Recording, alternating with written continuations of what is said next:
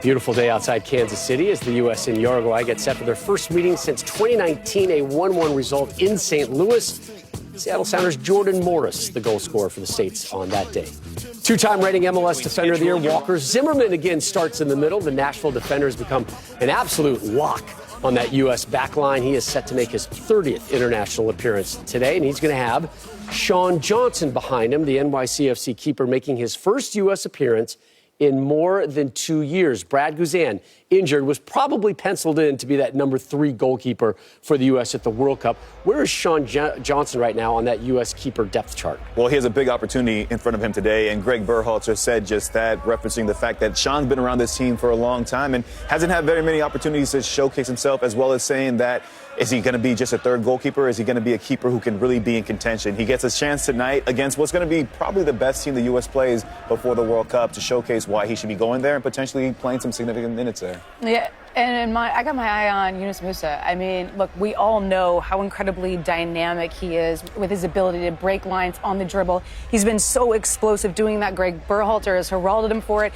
especially when teams are pressing up high, which may happen again tonight if they're playing in their 3-5-2. But it's that next action which is incredibly important. And Yunus Musah missed 3 clear opportunities in just 45 minutes against Morocco in that first half. He breaks the line, but he's not aware of the passing lane, the timing of it's off, takes too many touches, opts to make the wrong decision. And I just think this is a layer that Yunus Musah has to put into his game. That pass is on. There's 3 times that he could have laid in the 9. It was Ferreira twice, and it was Aronson on another one. And the reality is, if we're talking about getting the 9's goals, well, guess what? He can play provider in some of those moments. And I got my eye on Christian Pulisic, arguably the U.S.'s best player, certainly their biggest star. And who knows, when all is said and done, maybe the best player in history for the U.S. men's national team. Having said that, he can't hide, and he can't have days off. And when he is on and when he is focused on this team usually does well, as they did a few days ago against Morocco, where I thought he was excellent in terms of his movement and in terms of his contribution. So this is another step up in terms of what Uruguay is going to bring in terms of competition. But that man right there, whether it's now or come November, he has got to be the star that the U.S. needs. You guys remember what happened 20 years ago to the day? And do you remember where you were? U.S., Portugal. 2002 World Cup 3-2 U.S. win. Another international powerhouse 20 years later in Uruguay coming up next. Attention, please. Millions of AT&T and Verizon customers are suffering from unexpected price hikes and economic adjustment charges. But there is a solution. Right now, when you switch your family to T-Mobile Magenta Max, you can get up to $1,000. And you'll get T-Mobile's price lock guarantee. They won't raise the rates of your rate plan ever, because you are entitled to more. If you've been impacted, act now. You may be eligible to receive up to $1,000 from T-Mobile. And you should listen to me. I'm a British actor. Gillette presents the Gillette Labs with Exfoliating Bar, a razor designed to take the hassle out of your routine for an effortless shave in one efficient stroke. The bar and the handle removes unseen dirt and debris that gets in the way of the blades, so nothing gets between you and a quick and easy shave. And you get it all with a lifetime warranty. Gillette, the best a man can get. Keenan. Hey, Keenan. Looking good. Feeling good. I just found all these cars on Auto Trader. Wow. I wait for the best part there, Microwave. A dealer is going to deliver this car to our home. Never leave home. Never leave home. Oh, it's here. There is one thing I can't do from home. Drive. Someone stop him. Keenan! Get your letter, refrigerator. Introducing Gatorade Fit. Fitness starts from the inside out.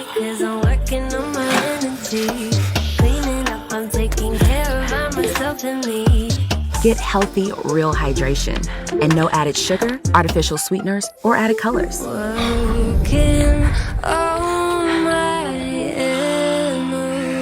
Fitness starts from within. Gatorade Fit. Healthy, real hydration. All G. Allergy sufferers. Bedtime means it's time to take Zysol. Zysol relieves allergies while you sleep, so you wake refreshed. Plus, it works faster than Claritin, and on first dose, provides the same relief as Zyrtec in a pill nearly half the size. Be wise all. Take Zysol. At night. When you use the app to get free medium fries and drink with your quarter pounder with cheese, be sure to save some fries for after, because the ketchup that falls from the QPC just hits different. Monday on FS1. The UEFA Nations League continues as global superstars fight for their countries.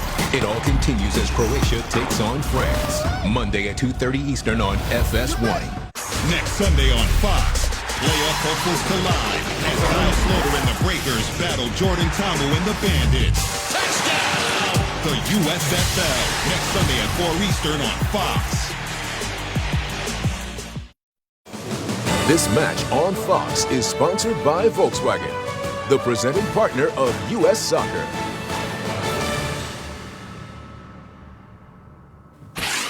This is the 8th game of the calendar year for the World Cup-bound U.S. men's national team.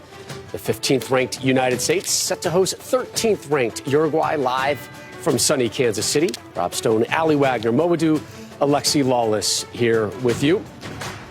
Biggest test on paper right now for the United States ahead of their trip to the World Cup. They have a couple CONCACAF Nations League games still to play and a couple of friendlies that are being lined up, getting closer to the World Cup. Nothing has been absolutely finalized yet. Sean Johnson getting the start in goal for the United States. Diego Godin, the captain for Uruguay. Today, the captain for the United States, Tyler Adams, and Mo Adams has become kind of a lock in that central midfield role for the United States. Heartbeat. He's the heartbeat of this team. And as he goes, we talk about that midfield trio and how important they are from the energy levels, the way that they set the tone for this team. Well, he's a big catalyst for that. We also talk about the back line and trying to find that pairing for the center backs. Well, the guy that's right in front of them who's going to be playing a pivotal role in organizing space, covering for them at times is Tyler Adams. So he's a true leader on this team and one of the players that I rate very, very highly in this group. Ali, let's talk about the central defensive pairing. Thank you, I'm glad. Walker Zimmerman he's the guy, and it's all about who's going to be next to him, and Aaron Long gets another chance. Yeah, and look, it's not just winning duels and the relationship between those two. It's actually them setting the line. I think it's going to be a big test tonight going up against Nunez. When they were dropping too early against Morocco, leaving too much space for the midfield to have to deal with. Midfield wasn't as, I don't think they were disciplined defensively and tracking those runners around the 18-yard box. So I look at that center back partnership and say they have to be the ones today to squeeze the game, press it up when they can, and read the runs, of course, when they're coming in. But they have to get that right and not just have Aaron Long be the guy that everyone feels comfortable with next against Zimmerman.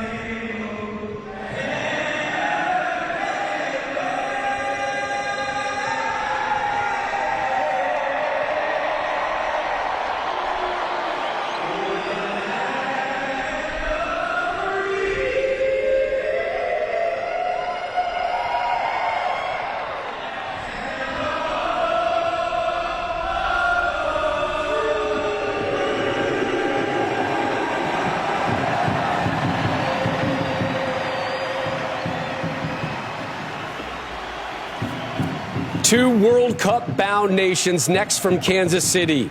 The United States and Uruguay kick it off next here on Fox. So, people can get a free Samsung Galaxy S22 when they trade in a Galaxy. Any year, any condition. Oh, I get it. So you can take your old phone that you've had for 12 years and loved every minute of and trade it in for something new that suits your life now? That's right, yeah. Then enjoy immediate success, even though you'll never forget your old phone, ever. It's a great trade. Life-changing. Get a free Samsung Galaxy S22 with any Galaxy trade-in. Any year, any condition. Only at AT&T. An all-new MasterChef, Wednesday on Fox. Qualification is over. Now, we have a job to do in Qatar. We are finally back. Fellow World Cup participant Uruguay proves to be a perfect test. But this young American squad is eager to meet the challenge. There's so much attention. Make us believe in this group. It's the United States and Uruguay, right now on Fox. Gorgeous day in America's heartland. Beautiful sunny Kansas City afternoon for this wonderful World Cup dress rehearsal between the United States and number 13 in FIFA's world rankings, Uruguay. Hello, everyone, and welcome alongside Stu Holden. I'm John Strong. You see the rainbow numbers on the back of the shirts for the U.S. The orange armbands are important as well. These American men say we want to be the change. And they're wearing the armbands today supporting Wear Orange Weekend, a movement championed by everytown.org, raising awareness against gun violence. They have also today, the U.S. players and staff collectively sent a letter to every member of Congress pleading with them to act and help gun violence. Everything else today is just details.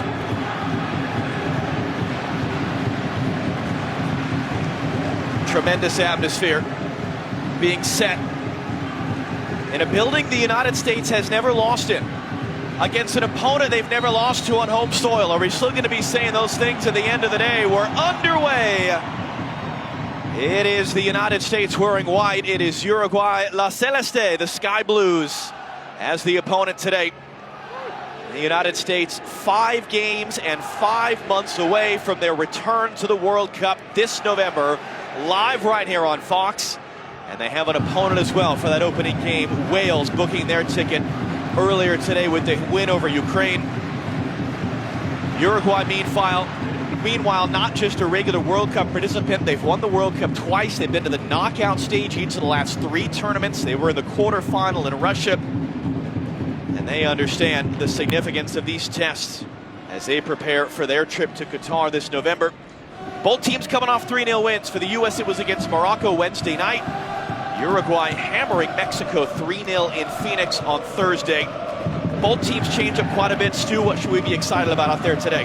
Musa taking a kick from behind there. This is going to be a great test for the United States. As you laid out, you get to look at a different type of opponent, a team that's ranked 13th in the world, and a team that also, as we're looking at it, they rolled out a back 3. Diego Alonso had just taken over, this being his 6th match in charge now, and he's wanting to get a look at a couple things here too. But this isn't the team, it's a lot of the same players that were under Tabares, but now Alonso's trying to evolve this team and take them forward as Musa almost gets caught in possession but evades it. An opportunity here for the United States to get out and go. Tim Weah, can he find Yedlin? Weah just chopped down as he got rid of that pass. Referee going to let to see if there's an advantage coming, and really wasn't in the end, although it's one back up high by Pulisic. Jesus Ferreira loose first touch. Pulisic comes in to take it. He's got Joe Scally trying to sneak in there, and it shepherded out for a goal kick. Well, one thing you've seen early already, John, is a couple of challenges off the ball, a couple of really hard, aggressive. Now that's Uruguay to a T. This is a team, even though this is a friendly, they are going to compete. It is how they are built. So much experience when you look at their back line. 3 center backs, 350 caps between them. The United States' entire lineup today, 306 caps. So these are experienced winners. They've been around the national team a long time. And again, this is going to be a great test for this young U.S. team.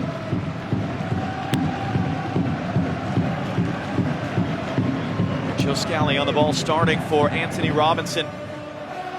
Available today, non-COVID illness, but not starting. And Sean Johnson sort of mishitting that, but it finds DeAndre Yedlin in the end.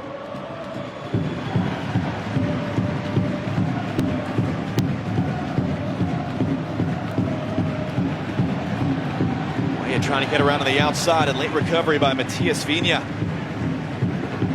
One of the 10 changes for Uruguay's lineup from the team that beat Mexico Thursday night. Diego Alonso, former Inter Miami head coach, took their expansion year in 2020. It didn't work out. He was fired. He failed up, I guess you could say, because he has been phenomenal in charge of Uruguay. Took him over in December. They were outside the qualification places in South America when he was hired. They've won all 5 games since. They qualified for the World Cup with a game to go. They have not even trailed in a match that he's been in charge of this year. Weah, great work on the outside. Wriggles away, gets the cross in, and that was stabbed away by Diego Godin, the captain, the all-time appearance leader for Uruguay. Tim Weah picking up where he left off from the match against Morocco, and in fact where he's been the last couple of games. Club and country, scored in 3 straight games. Just love recently, you can see a guy with confidence that's taking players on 1-against-1, has the speed to get to the end line, but then adding that end product to his game, which is very important. It's almost, as it is right now, become a bit of a lock on that right-hand side. Gio Reyna's out injured. Brandon Aronson's in that position, but Tim Weah staking his claim, saying, I need to be the guy on that right wing for Greg Berhalter.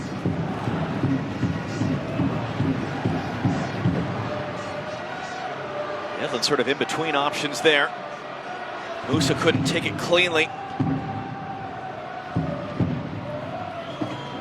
Guillermo Varela on the ball. Has not played for Uruguay since the World Cup 4 years ago. Rolled down the line for Cáceres. Pulisic trying to recover. Cáceres gets it into the middle, and not much that could be done with that one. That was Darwin Núñez, who is the bright young star of Uruguayan soccer. You're going to see here, Scally steps in to make a challenge on the left. So where's the space? It's in behind him. Look at that big gap down here where the left back is. Scally would press up aggressively. There's the recognition of the space. Pulisic can't get back in time with Cáceres, who puts a great ball in. And you're expecting that in the back of the net with Núñez coming off the season that he had. 34 goals in 41 games for him. He's one of the hottest properties in all of soccer right now about potentially making a big transfer. Doesn't quite connect on that one, but a great look for him. Tyler Adams is fouled.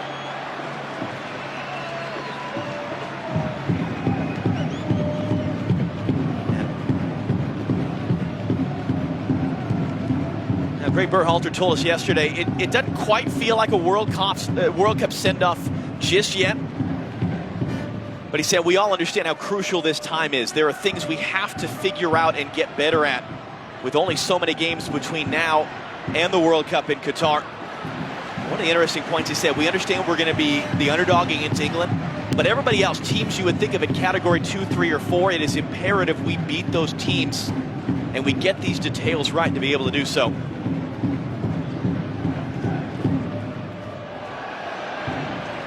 Down there behind the play as Scally got caught in the face, and that is going to be pulled back for a foul. And I think it's one of the interesting positions when you think about Greg Berhalter, John, and how he has evolved. We showed you a tape in the pregame just as you're going to see Scally gets a kick in the face, and how this team went from not being comfortable playing out of the back to getting that part right. Now you're seeing this team evolve and press higher up the field. And then the biggest questions for Greg Berhalter, because he has not had the opportunity to play against high-quality opposition from around the world, is can the United States do it in those games? He said, look, England is an outlier, but we think in that category B of teams, we can do that. I think Uruguay falls into an opponent in that category that the U.S. could have the ball. They could press at times, and they could play aggressive against with a lot of those young players. And as we said throughout the beginning of this game, this is a test, and it's also an opportunity for him to see a lot of those things in an actual game.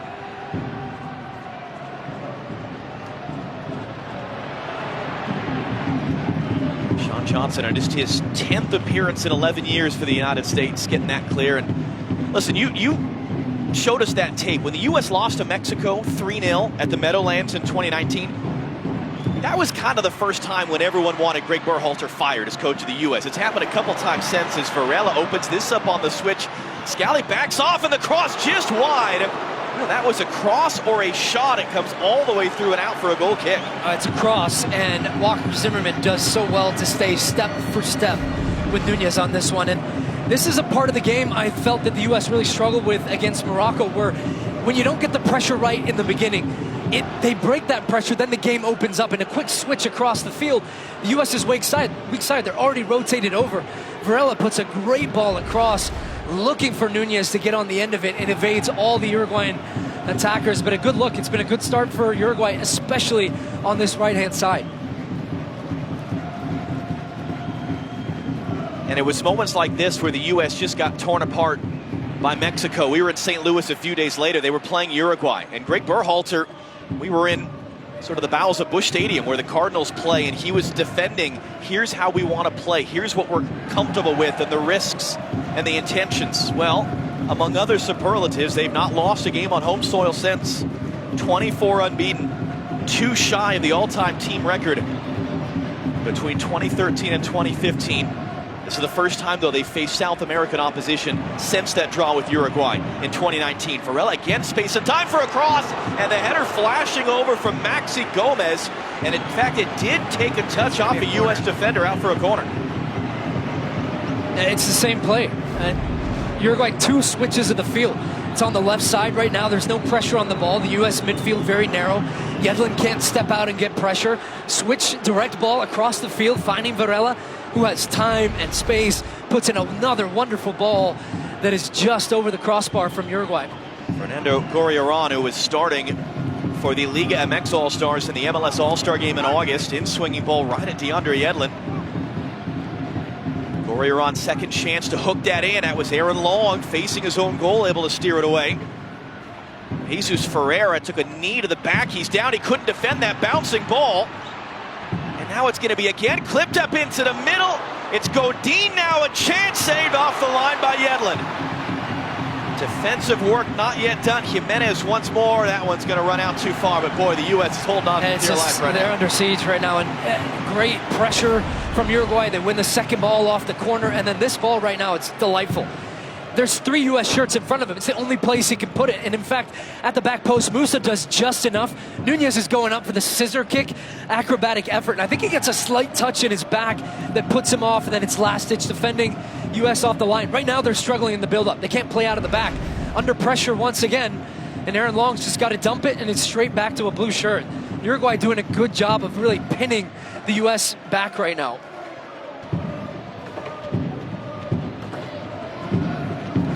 Godin looking long. Scally wants to steer that back to Johnson. It does work in the end. New York City homegrown player steering it back to the New York City goalkeepers. They are the reigning MLS Cup champions.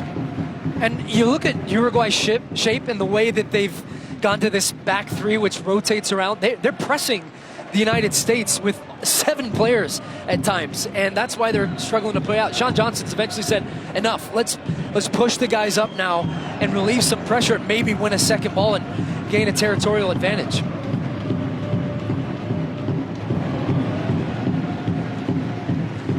That was slashed out off Pulisic for a Uruguay throw. Today's telecast sponsored by Volkswagen, the presenting partner of U.S. Soccer.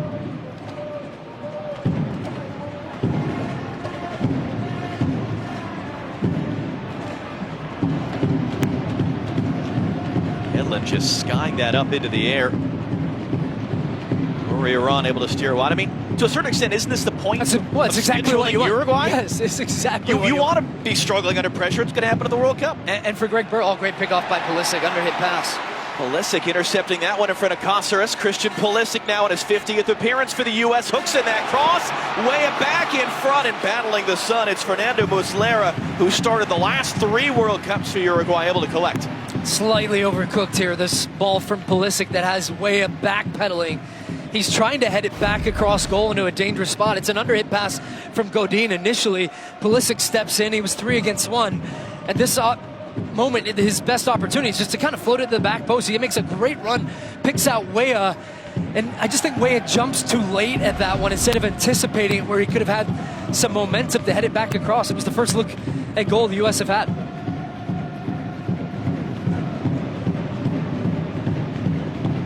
Alert there by Arambari to take that pass away, otherwise it was going to be another giveaway to Pulisic. Muslera now with Jesus Ferreira chasing him down. Ole.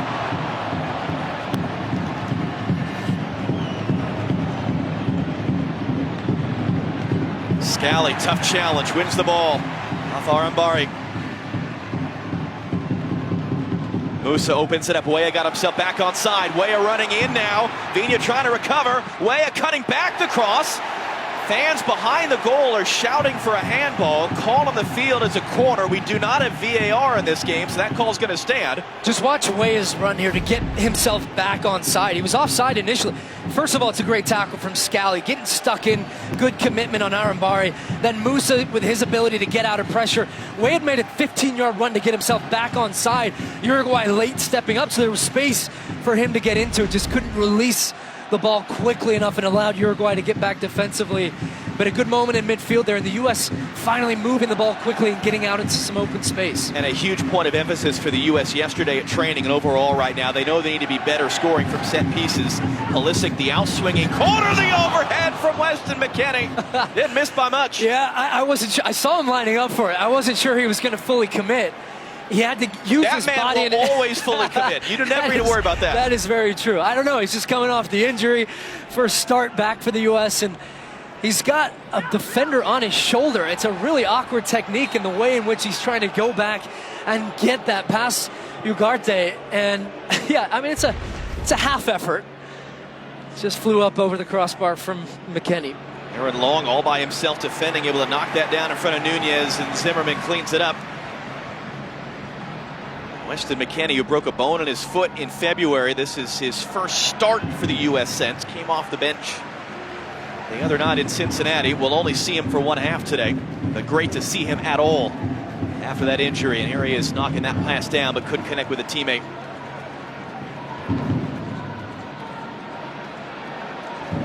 Long run for the 35-year-old Cáceres to get to that ball. Scally on his first ever start for the United States. He made his debut Wednesday night. He's defending Varela, a World Cup veteran, and able to win that free kick.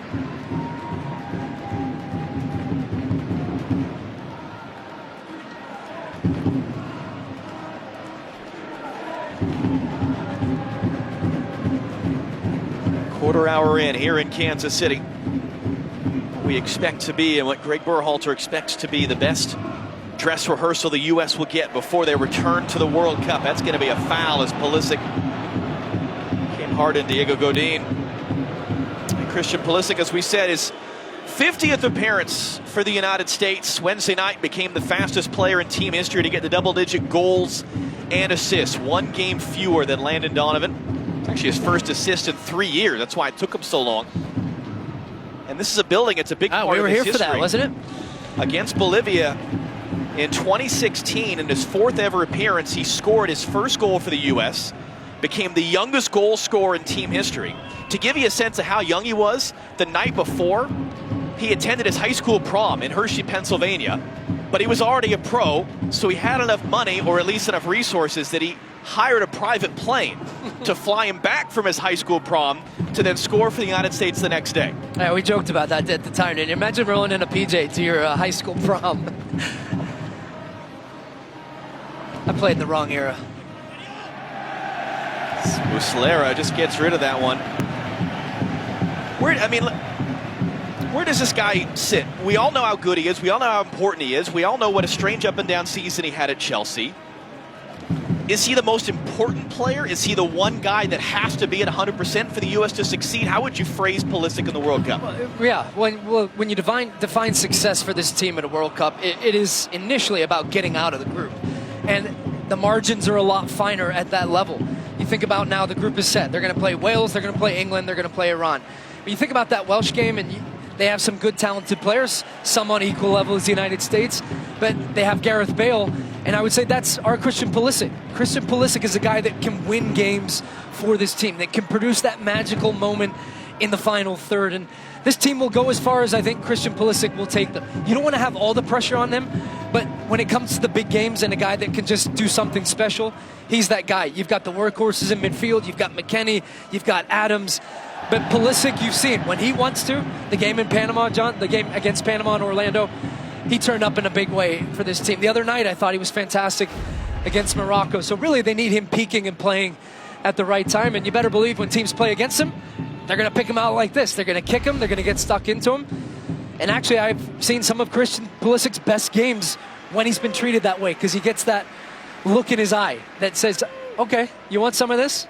Here's what you got.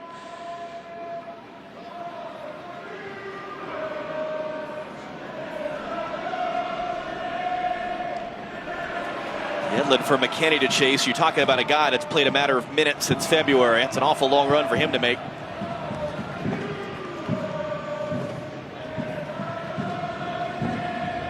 Scally's had a lot of defensive work to do. He missed that header. Varela sneaking in. Adams trying to recover. Varela and Sean Johnson's going to get there in time in front of Nunez. They get away with one there. Scally had committed early to try and make that challenge. And if you're going to make it at that part of the field, when you've only got a couple players back, you have to get it right. He didn't. And actually thankful that Varela picked the wrong option on the pass and tried to pick out Nunez. They had a clear option at the back post. Is it them specifically targeting Joe Scally, you think? 19 years of age, second ever appearance as Muslera comes to sweep that up, although he rolls it right out again. Because the vast majority of Uruguay's attacks have been coming on his side. Zimmerman, great little ball in for Tyler Adams. Pulisic on the turn, Ferreira in front of him. Jesus Ferreira now gets it away, Muslera the save. Ferreira back to the loose ball, swept up and cleared by Arambari. Zimmerman all by himself defending right now with Maxi Gomez for company. First good goal scoring look of the day for the U.S. there.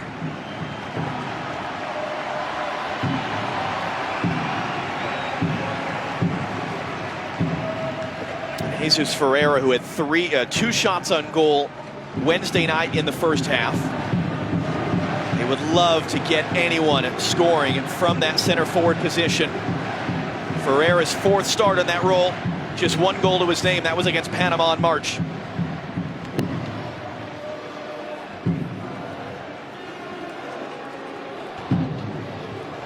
Pulisic the return. Musa, it's a bit out in front. Gets it away for Ferreira. And down in the middle is Weston McKinney. Got Yedlin coming on forward. the right. Plays for DeAndre Yedlin now. Yedlin's cross into the middle and it was missed. That thing was rocketed in for Ferreira and he couldn't get over it. Second chance in pretty close succession. We're going to go back to the first one initially. Pulisic takes a great spot between the lines, is able to turn and get this one and play him in. What a great ball from Walker Zimmerman. That breaks lines. A little ball from Adams, and then Ferreira had made a great run to open his body up, but that first touch was inside. It took away his angle. Now the second one, Yunus Musa plays a great ball in behind. This is the first one, another chance. That's the shot from Ferreira. Now here's the second chance. Great overlapping run. The patience from Musa. I think he wanted to play this one inside. Instead, he waits and gets the option of Yedlin.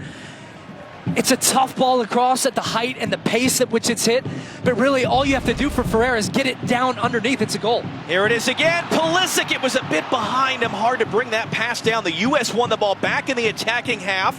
Great little passing combination to create the look. Now Musa on the outside working on Varela. Boy, has the momentum swung, though, from about 10 minutes ago when the U.S. was just desperately holding on. And two great looks. And listen, we talked to Greg Berhalter yesterday about the number 9 position, as everybody is right now. And he said, look, it's going to come down to form. Are the guys doing the things we ask of the center forward position, occupying center backs, dropping underneath, combining? But at the end of the day, the guy that's going to get the start in that position is the guy that is putting the ball in the back of the net. And that's where you're judged ultimately as a striker. Two great looks for Ferreira there, neither one hitting the back of the net. And they were two really good opportunities for him.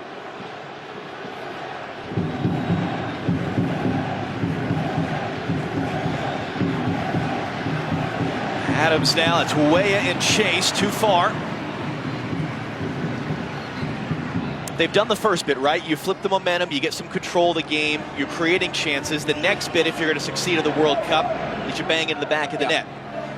And the reality is, when you play a team of this quality, you're not going to control the game for 80, 90% here, because a great ball to Varela once again.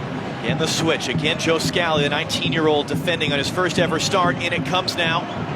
Gomez forced backwards.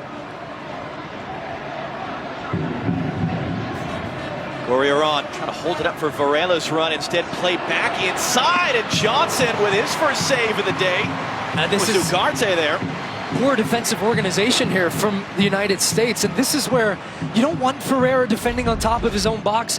But if you're going to, you have to follow the run. Because right now, Ugarte had just kind of snuck in. There was nobody from the U.S. back line stepping out. And it's a great look at goal from outside the box, which is saved by Sean Johnson. Second corner for Uruguay. Gorriarán couldn't get it past the first man last time. Just barely does this time, and it comes all the way through. Godin was closest to it. And Weah there just sort of indiscriminately firing it upfield.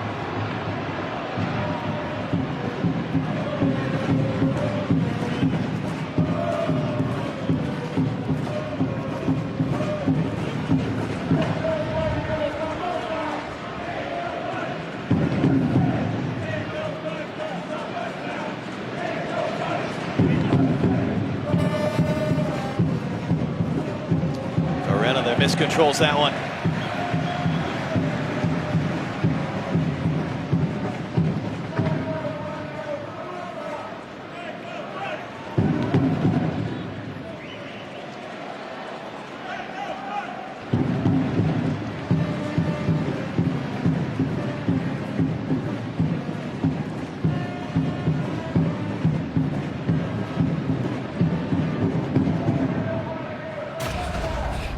Tomorrow, a rematch of the World Cup final from 4 years ago in the UEFA Nations League as Croatia takes on France. Coverage begins 2:30 Eastern over on FS1. Tim Weah, able to move on the outside. Weah behind Yedlin. It's going to find McKennie. Now for DeAndre Yedlin. Weston McKennie clipping that up. Pulisic sort of just bodied off it there by Varela. And then he commits the foul, trying to prevent the breakout.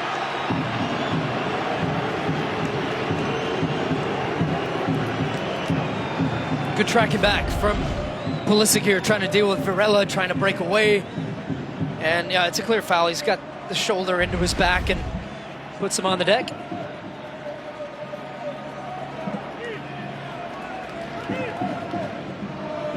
A delay for Varela to retie his shoes, and there was a bit of confusion there. It is indeed going to be a hydration break.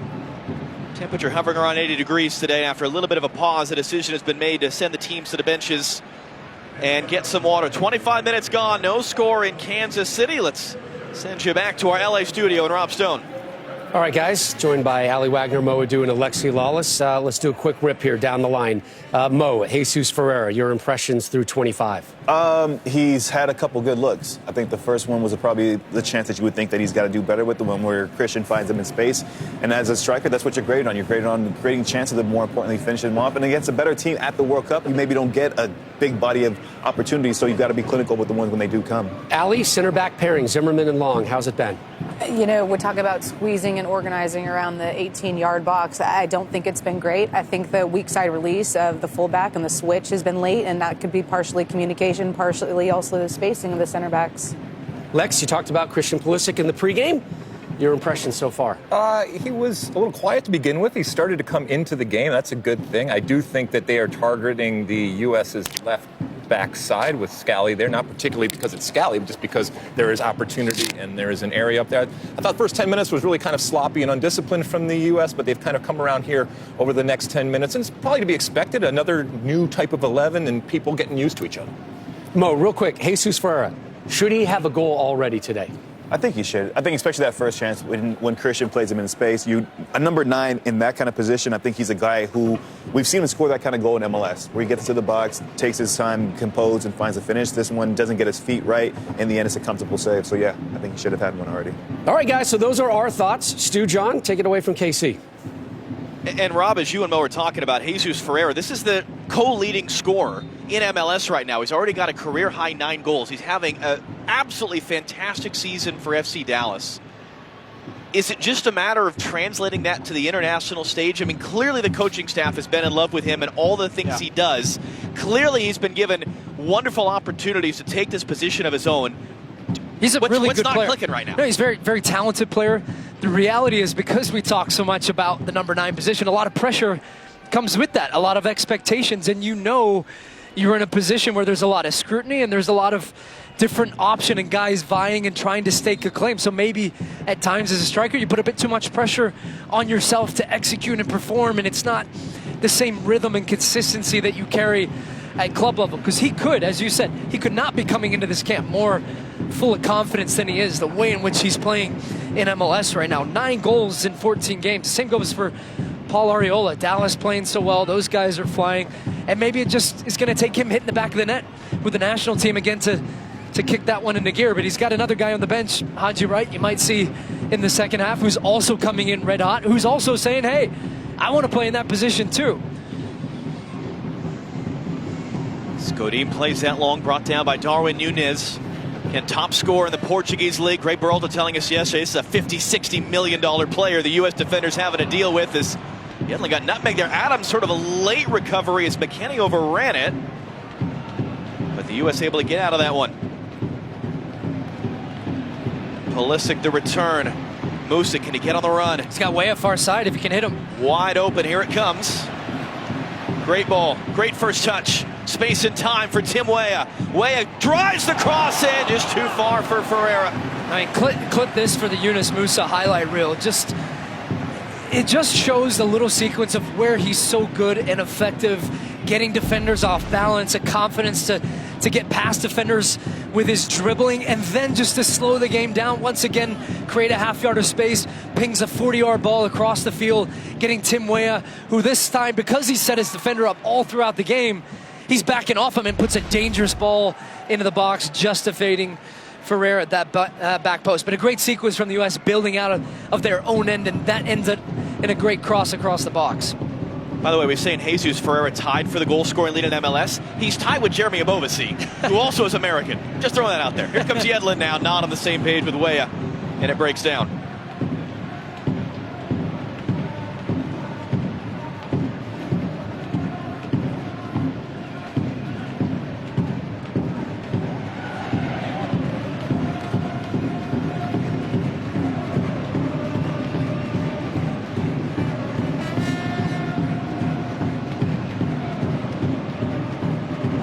Errant pass there, Ugarte giving that away. Now for the first time, there's been just sort of a reckless turnover by Uruguay today. 30 minutes in. Great looks for both teams so far. DeAndre Yedlin saving a shot off the line. Sean Johnson has made one save. Jesus Ferreira's forced to save. Had another tough one he couldn't get on frame. U.S. with the possession edge right now. 55-45. Big picture, how do you see it through half an hour? Well, I feel, as you referenced earlier, here, let's have a look at this one first. Pulisic from Zimmerman, what a combination that was the other night to create a goal. Pulisic now just holding it up and letting the Cavalry join up.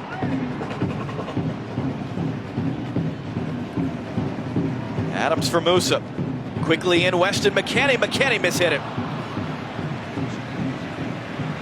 So Christian Pulisic, Walker Zimmerman has proved to be, I think, the best passer out of the back for this team. And you know how you know that his teammates recognize that is that they're willing to make runs off the ball.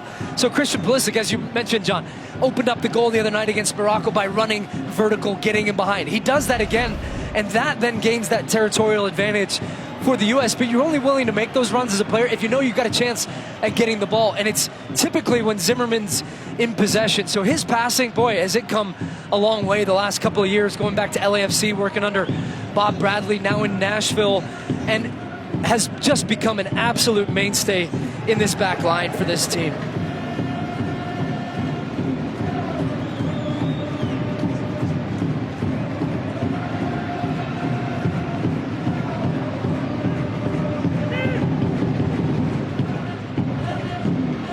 Hard hit there as Musa took the bump. Advantage played as Adams carries forward.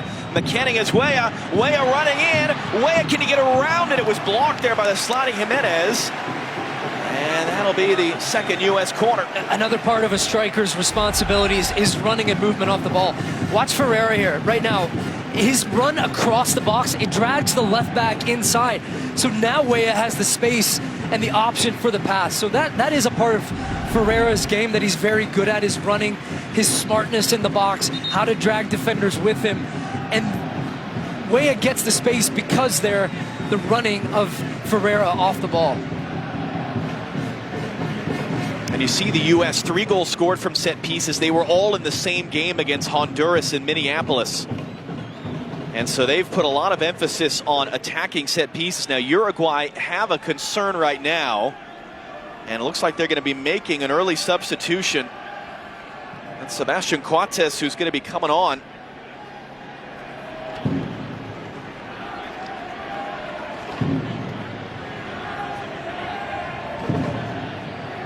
And it's Jose Jimenez who's down, starter at the last 2 World Cups for Uruguay.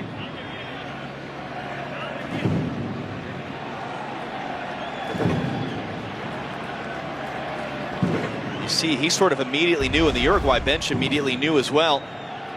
So Jimenez of Atletico Madrid will be coming off here as a first half injury substitution for Uruguay. But certainly in Coates, a very experienced player that they can bring on. Also a former teammate of DeAndre Yedlin's. They've spent a part of a season together about 6 years ago at Sunderland in England.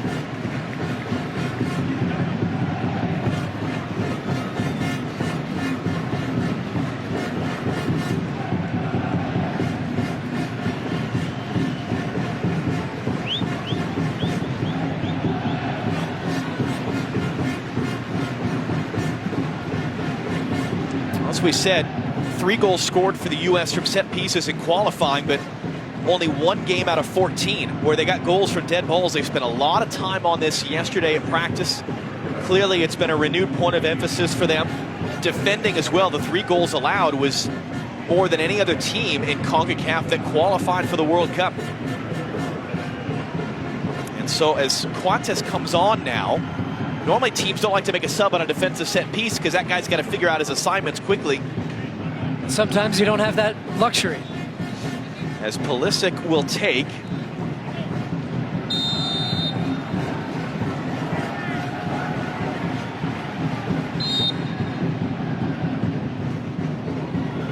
Well, I don't think they ran the right play there because Pulisic sort of stopped and wanted to reset it. They were putting in new plays yesterday at practice. Here it comes from Pulisic. McKennie knocks it down. Weah tried. Well, Weah did get there in the end. He was being blocked off it by Cáceres, and then he sort of gave up on that down in the corner. That was a strange moment there. Nunez trying to get away. Scally couldn't stop him. Ferreira now chasing him. Gorrier on. Adams backing off. U.S. trying to defend in transition here as that cross is hooked in. That stays in play.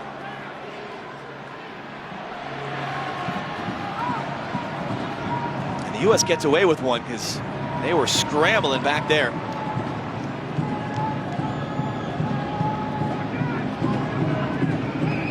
Ugarte on the turn.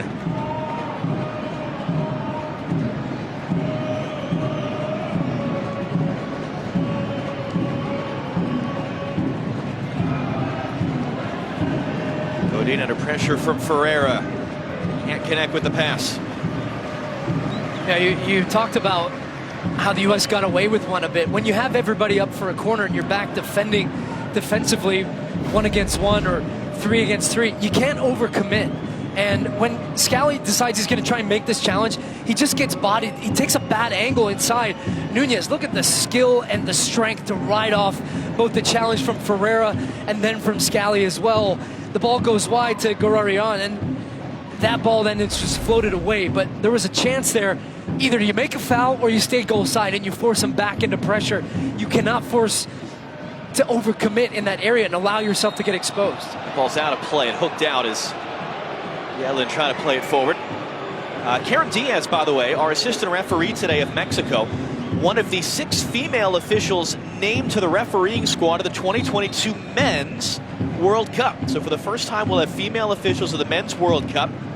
Catherine Nesbitt, very familiar face in MLS and U.S. soccer circles, former MLS Assistant Referee of the Year. She's on that list as well. And Zimmerman just trying to shepherd that out. Takes a hard bump there from Gomez, and that will be a foul and a free kick whistled by Adonai Escobedo, our 34-year-old referee here today.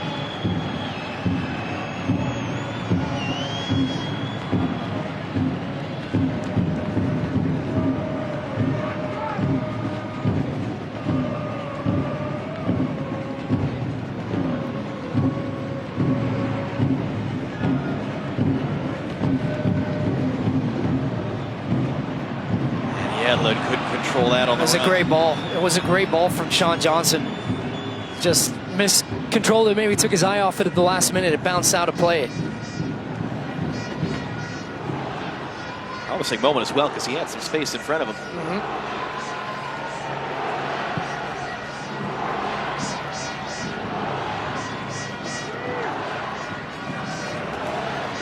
Adams brings it down, rides the challenge, hands it off to Musa.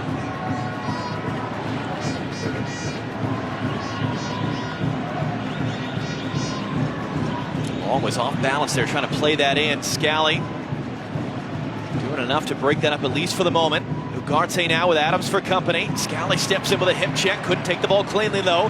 Goriaron picks it up. He goes down. That's not a foul, though.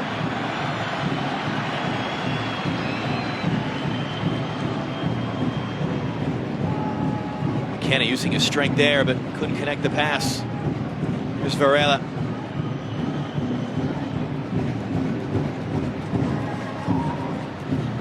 This is a U.S. team that has not trailed on home soil since October. It is a Uruguay team that has not trailed in any game this year. Which of those streaks will be broken with our opening goal here today?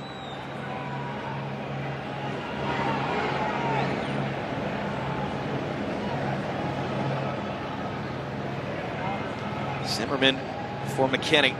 Back for Musa.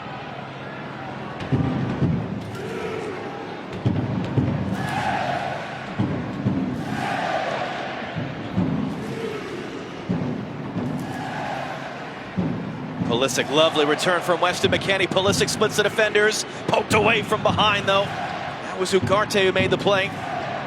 Varela looking long. That ball's tailing out, though. It was an important intervention from Ugarte. It was nice from the United States. Good patience, waiting for the gap to open up, and then the explosiveness to go. The little combination with Pulisic and McKennie.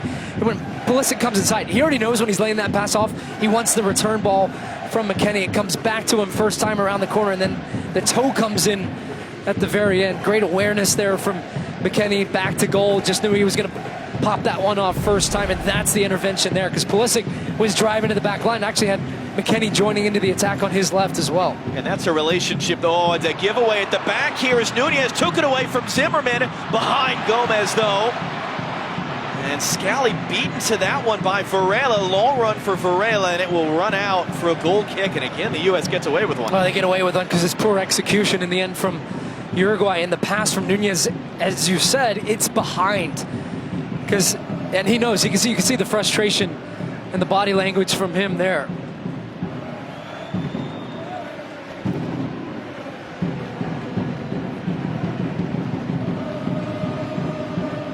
Might have knocked about $3 off his $80 million transfer. We were saying with Pulisic and with Weston McKennie and with Tyler Adams even, these guys have been teammates since they were teenagers. I mean, this really is a core of players that have come together. The interesting thing is there was a fourth guy in that core. That's Haji Wright. That's the player who made his debut Wednesday night. It's the player we would hope and expect to see in the second half today. The other of that four that even as teenagers, there was a real sense that these guys are going to be stars one day. And it is fun to see. And listen, we practiced yesterday. The amount of fun these guys have, the spirit around practice, and a lot of it is because they've been together for a long time. As Johnson under pressure, they're forced to sweep that away from Nunez, and that'll be a third corner for Uruguay in the first half. He's having a conversation with Aaron Long right now about the pass that was played back to him, and I think he wanted the ball to go long, but still that one either has just got to go first time from Johnson, because that first touch, he was trying to set it up for his left foot across his body. It got caught underneath him a little bit, and the U.S. are going to have to defend another corner. They just missed on the near post the last time. Goriaron again, Godin in the area. Zimmerman, it looked like got that last touch, and we'll do it again.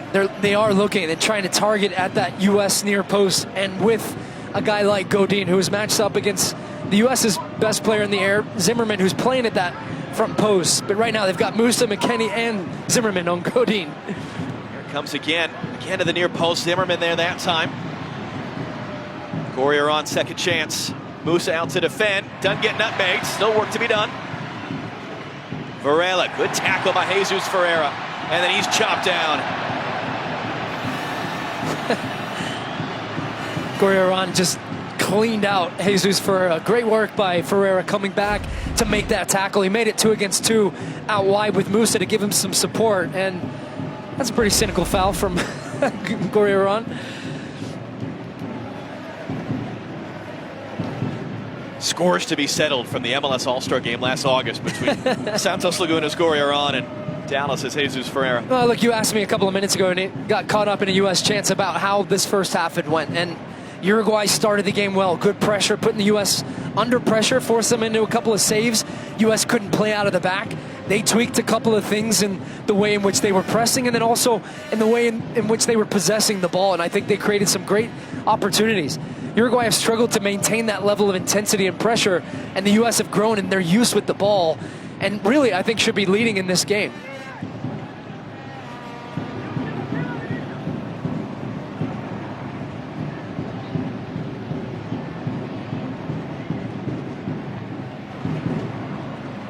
The U.S. with a huge possession edge. The inch in shots as well.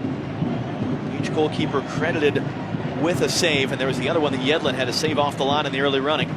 Yeah, speaking of Yedlin, who's in possession here, I think one of the biggest changes Greg Berhalter made throughout the first half was actually keeping Scally a bit more at home instead of pushing up high in the left, and instead having Yedlin go higher on the right and flipping the script a bit on Uruguay, and that's allowed Pulisic to have more time and space and also allowed Scally to be in better positions defensively, like right now where he's up against Varela. Although that's an excellent touch. Great first touch to bring that down.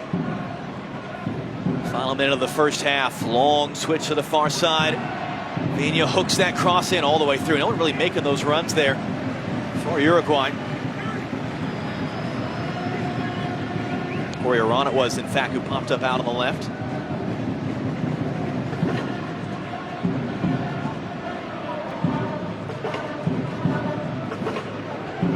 Some of this as well. We said it's a pretty warm day. Temperature hovering around 80 degrees.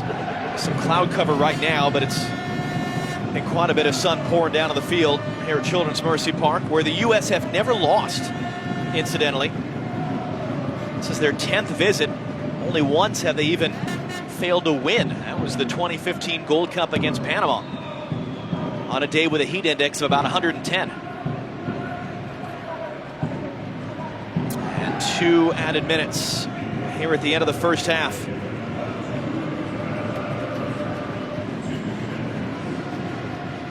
Musa back for Adams. Pulisic comes to it, gets waved off. Adams driving in, hands it off for Scally. Scally hooks that cross in. McKennie's going to pick it up. McKennie trying to weave his way through, has done so. Pulisic thought about it. Adams takes the head, and Muslera is there for his second save. You know, the 3 guys you were talking about earlier, just those guys' relationship and comfort on the ball. Another good move from the United States. Starts in the midfield, little combination play, moving defenders off the ball. Scally, naturally right-footed, wants to come onto that right and puts that ball in the box. And this is just great skill from McKennie. Then a little dummy from Pulisic, doesn't want to take it first time, but Adams never really committed to this strike. I think because maybe he was expecting Pulisic to take it and then has to react quickly, but hit it with the inside of his foot, was trying to bend it to that far post. Might the U.S. get one more chance here before the end of the half? Yedlin for Ferreira.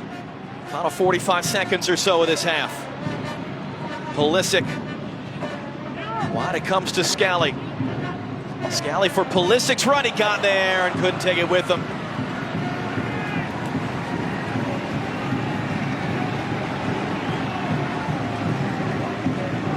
All right, sum it up. I think the U.S. are good for a goal in this game. They couldn't quite finish it off. Ferreira's had a couple of good looks.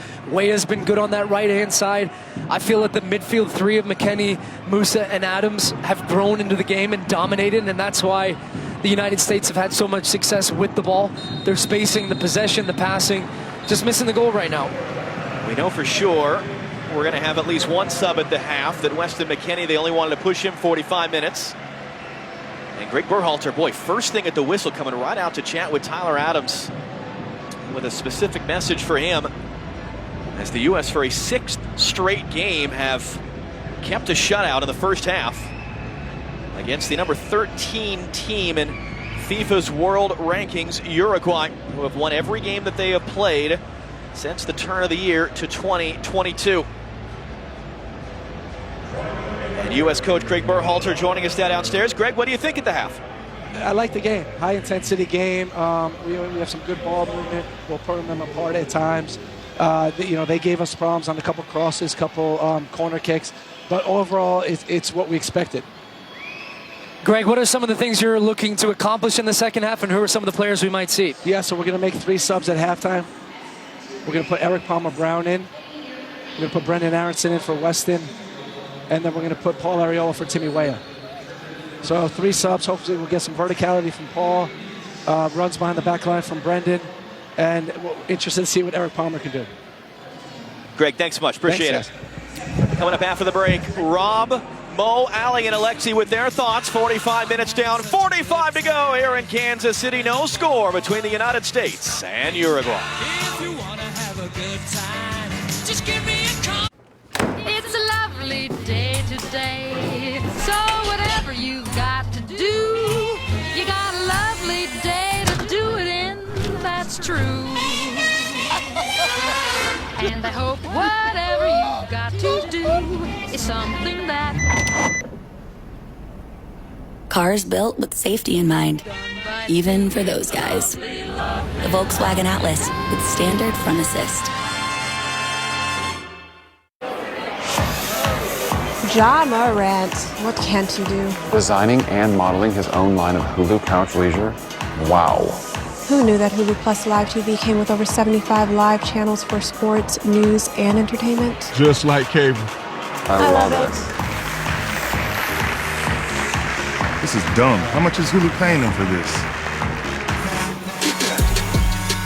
Hulu has live TV. I'm the latest hashtag challenge, and everyone on social media is trying me. I'm trending so hard that hashtag common sense can't keep up.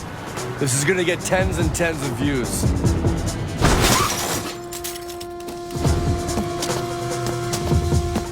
But if you don't have the right auto insurance coverage, you could be left to pay for this yourself. Get Allstate and be better protected from mayhem for a whole lot less. Allergy sufferers, bedtime means it's time to take Zysol. Zysol relieves allergies while you sleep, so you wake refreshed. Plus, it works faster than Claritin, and on first dose, provides the same relief as Zyrtec in a pill nearly half the size. Be wise all, take Zysol at night. Okay, Floor & Decor, show me what you've got. This tile says spa day all day, but this modern look is so me. How's that for on trend and on budget? At Floor & Decor, with our high-quality selection at everyday low prices, your upgrade has never been more you. Explore Floor & Decor today. Want more from your vitamins? Get more with Nature's Bounty. From the first ever triple action sleep supplement to daily digestive support to more wellness solutions every day. Get more with Nature's Bounty. I don't think I can do this. You said you wanted to feel the power Cricket 5G. I thought you meant like live streaming. Oh, we're live streaming, all right. Let's roll.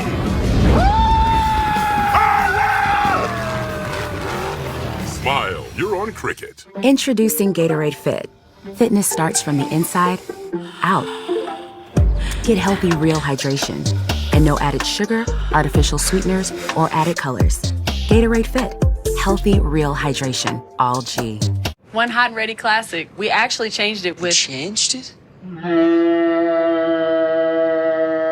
By adding 33% more pepperoni. Oh, that sounds good. Order a new classic online and use our convenient Pizza Portal Pickup. Pizza. Each day is a new day for this team, with new goals and new challenges. We are on a journey. We keep our focus on today and the next step on the road ahead. Each practice and each game is an opportunity to improve our game, to work hard together, to discover our potential for greatness. The future is now. Now.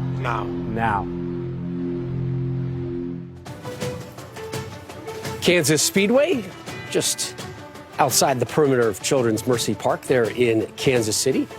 U.S. and Uruguay scoreless at the break, both, though, with some pretty good opportunities to change that scoreline. Rob Stone, Allie Wagner, Mo Adu, Alexi Lawless back here with you. And again, both these nations using this match as a tune-up ahead of World Cup play. It was certainly a strong close to the half for the United States, but the early stages of this one owned by 13th ranked Uruguay. Picked things up here.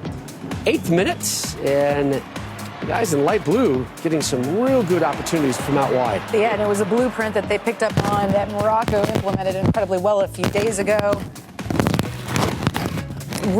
All rifled across and no one there to tap in from Gorilla. 10th minute, Diego Godin. And it's more from Uruguay doing well. No one gets out to close this ball down here, and it's a little clip ball in. Nunez tries a spectacular overhead kick. Second wave of attack coming in there, and it's DeAndre Yellen who actually drops back in and is able to save this off the goal line. But the U.S. under a little bit of pressure now in this moment. Now things change, Lex, in favor of the U.S. and for Jesus Ferreira. Yeah, they really flicked the switch and kind of got their bearings and figured it out. Some space opening up into Jesus Ferreira. He gets it out of his feet, gets the shot off. He's dying for a goal. Christian Pulisic just puts it nicely in front of him, and that's what you want to see. Obviously wants to go in the back of the net, too. And then in transition, it's Yunus Musa. The right-hand side from the U.S. was really the stronger side, I think, in terms of creating some crosses and chances in the box. Yellen tries to pick out Ferreira again, and he can't redirect it on target. I think he probably could get a little bit better with that one. You think?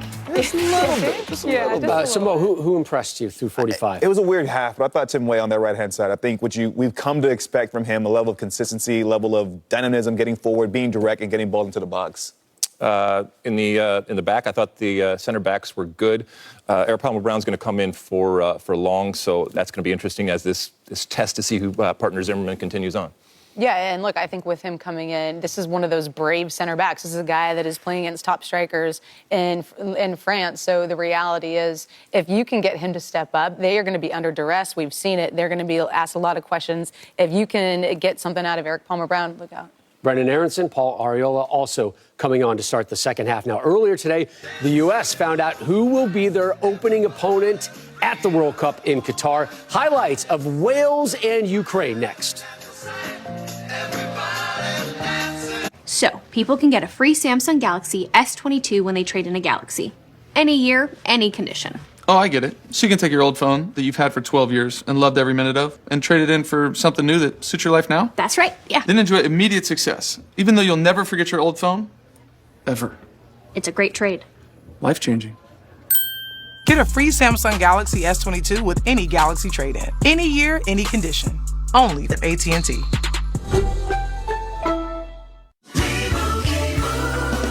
And Doug. Only two things are forever. Love and Liberty Mutual, customizing your car insurance.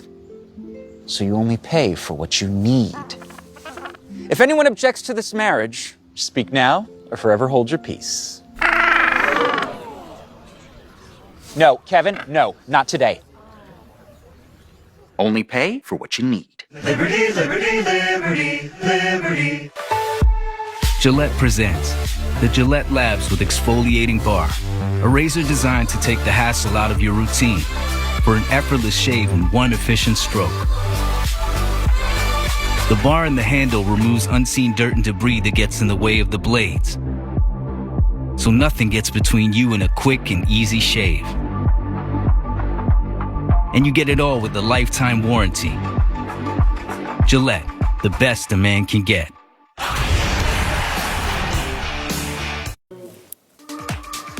Earlier today, Wales hosted Ukraine, the winner, off to the World Cup, and they will go into the U.S.'s group.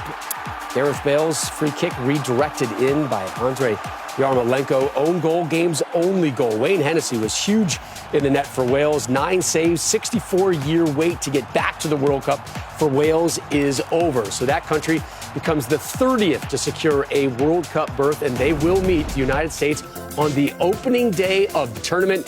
The U.S.'s other group games, that Black Friday showdown with England and then Iran, all those matches live right here on Fox. The U.S. with 58% of the possession and a 7-4 shot advantage, but it is scoreless in KC. Second half of Uruguay and the U.S. next.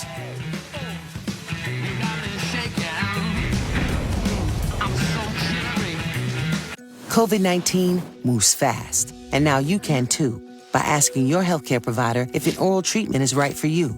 Oral treatments can be taken at home and must be taken within 5 days from when symptoms first appear. If you have symptoms of COVID-19, even if they're mild, don't wait. Get tested quickly. If you test positive and are at high risk for severe disease, act fast. Ask if an oral treatment is right for you. COVID-19 moves fast, and now you can too. Dads are special. Fun. Inspiring. Always there for you. So make Father's Day extra special with gifts he'll love from WeatherTech. Floor liners, cargo liner, seat protector, sunshade, ready-to-wash system, and cup phone. Or our newest product, the golf cart mat. Order these American-made gifts or gift card at WeatherTech.com. Have a very happy Father's Day. Our journey at Continental has taken us down many roads. And when we first started, they weren't even paved.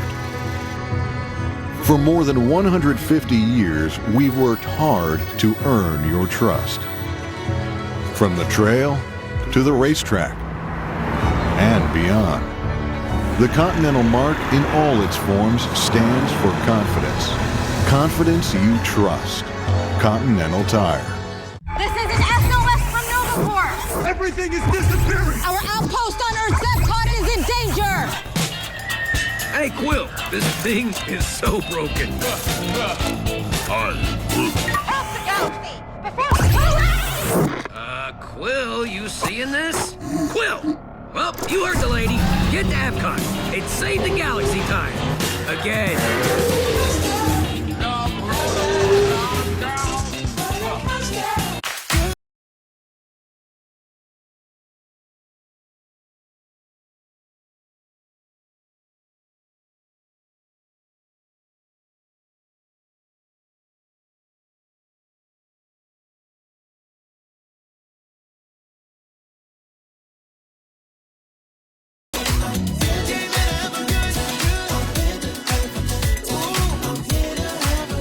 Summer made easy. That's totally Target. I don't think I can do this. You said you wanted to feel the power of Cricket 5G. I thought you meant like live streaming. Oh, we're live streaming, all right. Let's roll.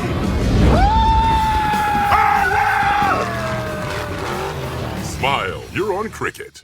If you thought one napkin for the quarter pounder with cheese was enough, it's not enough.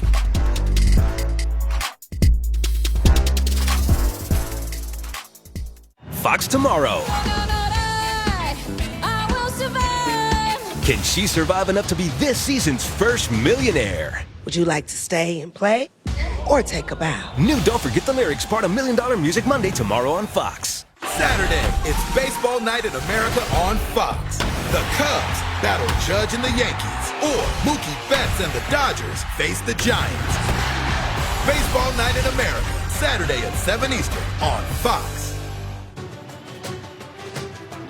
Our coverage today in Kansas City is sponsored by Volkswagen, the presenting partner of U.S. Soccer. From the Kansas Speedway to Children's Mercy Park, getting set for the second half. Probably the best dress rehearsal the U.S. is going to get before the World Cup. Scoreless at the break against Uruguay. Brendan Aronson's second most expensive American purchase in men's national team history. $30 million going to Leeds in the Premier League. He is on at the break. Paul Arriola coming in on a career high. 5 straight games with a goal for FC Dallas in MLS. He is on at the break. And a great moment as well as Eric Palmer Brown is on the field. He's a Kansas City native. Was raised just down the road in Lee Summit, Missouri. Homegrown player for Sporting Kansas City. Has bounced around the last couple of years, but a very good spring for Troyes in France. Locked down a starting spot and helped him avoid relegation. He's on for his 4th ever appearance, and potentially if he goes a whole second half, it'd be more minutes than he's played for the U.S. since his debut Memorial Day of 2018. So 3 changes for the U.S. Weah, Long, and McKinney are done. And no changes for Uruguay, it would appear. Or perhaps they have snuck 1 change on. Diego Godin is off as the second half gets underway. And it is Matias Oliveira who replaces him. So 1 change for Uruguay, who were forced into an injury substitution in the first half as well.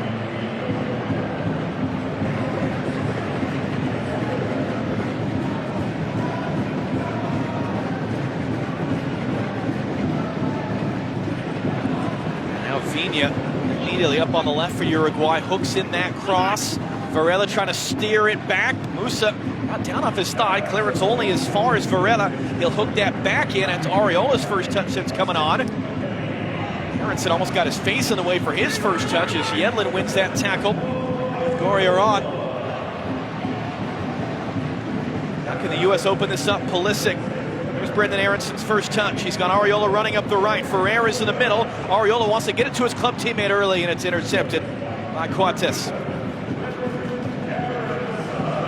right, big picture. 3 changes for the U.S. What are you looking for? Is it's given away to Aronson. Aronson again. There's Brendan Aronson. Trying to weave his way through, and then... Oh, they got their, I think he's got his cleat tangled up in his shoe. I don't think I've ever seen shoelace. I've never seen that. Yeah. That was pretty amazing. Well, Aronson straight into the game, straight involved in the game, and yeah, they just get tangled up here at the end of this one. There you go, locked up, a little boot inside the shoelace, and wow. Love it. I don't know why, but I love it. And it's going to be a set-piece opportunity now for the United States. And Pulisic immediately comes over to take it. Aronson, who started for Weston McKennie Wednesday night as the U.S. got that 3-0 win over Morocco. The U.S. right now is trying to get the attention. Oh, it might be equipment. Yeah, they're actually trying to signal to Aronson. It looks like he might need a new he's shoe. asking. Yeah, I think he's got to change his shoe. That left one, maybe it snapped the lace on it. All right, so Pulisic now, the ensuing free kick, and that was in a good area. Just no one there in white. It's all the way out. Yeah, that was a terrific ball from Pulisic, just evading the run of Walker Zimmerman, but then 2 runs at the back post, one of them being Eric Palmer-Brown. I mean, this is what you want from a set piece put into this type of ball. It means Muslera can't come out and get it because of the trajectory and the pace on it. Just no U.S. the relationship, although they won the ball back high up in the attacking third. Aronson now, Coates gave that away to Ferreira. Aronson, he goes down on a heap, and he took a chunk out of Arambari as he did so. Brendan Aronson's not messing around, by the way. He almost took one straight to the face at the beginning of the half. Then he gets tangled up. Then a bit of a heavy touch and just a full kick out at the end of that one. Weston McKennie described Brendan Aronson this week as an annoying little gnat. Yeah, I've been called that before too, actually. Just today, in fact. When we spoke with Aronson yesterday, I mean, he embraces it. He embraces the role of a guy that is the quintessential, you love to play with him, you despise playing against him, as that one comes over the top too far. Again, big money move to Leeds. He's going to reunite with Jesse Marsh. He's going to be in the Premier League. We have seen him go from, what would he have been, 3rd in the depth chart at one point, and then Gio Reyna gets hurt, and then Tim Weah was hurt coming into that first qualifying window in September. Aronson scored in the home opener against Canada. It's just rolled ahead now, and Zimmerman all the way out to defend, but Gorriaran's able to keep it. That's going to be a foul and a free kick for Uruguay as Zimmerman came in the back there of Gorriaran.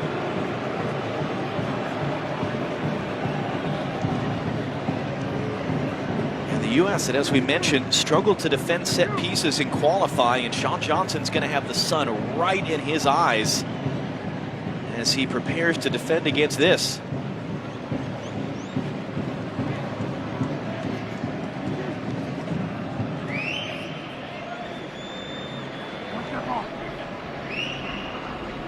So Fernando Gorriaran, just his 6th appearance at the age of 27 for Uruguay. Seen him taking the dead balls for them today.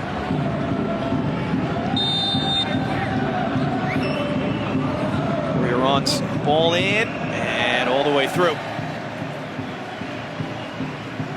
All right, so what do you think of Brendan Aronson? I mean, really, it's a meteoric rise from a guy that was breaking through with the Philadelphia Union, best 11 selection.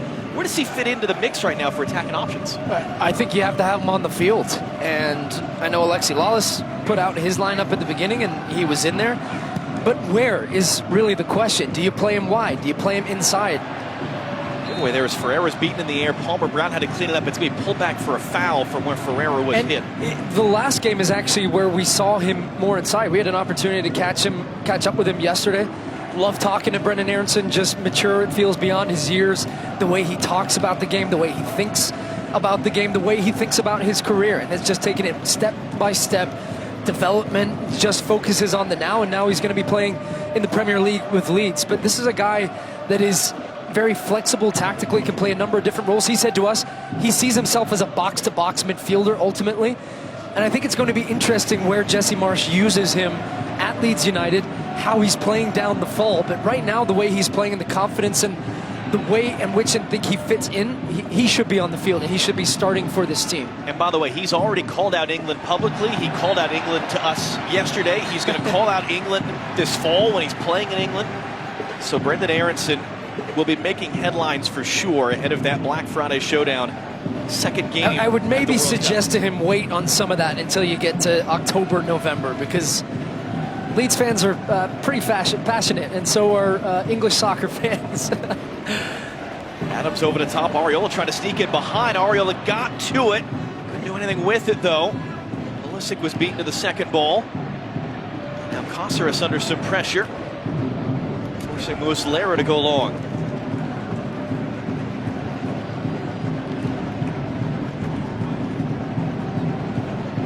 Varela on the outside under some pressure. That's Joe Scally defending up high. He's got a long run back now as it comes across. Oliveira, the halftime substitute. Good read by Adams there to pick it up. Ferreira, Adams wanted to continue to run. It's got to be first time there. Adams was clean through. The pass didn't come from Ferreira, and referee's playing advantage. I thought it was a foul there. It was going to be a handball, so the advantage is played. U.S. comes the other way. Pulisic running at Cáceres. Pulisic pulls it wide of the near post. The first time, really, all game we've seen Pulisic get faced up 1-against-1, and he recognizes it. As soon as he get the ball, he opened up some space out wide to the left. Everybody just kind of stopped here. I mean, it would have been a handball on Arambari there. Musa says, okay, I'll pick it up. Here we go. And Pulisic right now, he's not in your screen because he's peeling out to give himself an angle to take on Cáceres 1v1. Drags him back onto his favorite right foot, but there was help inside from the Uruguayan midfield. Didn't allow him to get the angle to pick out the far post, tries to come back to the near, and it's past the post.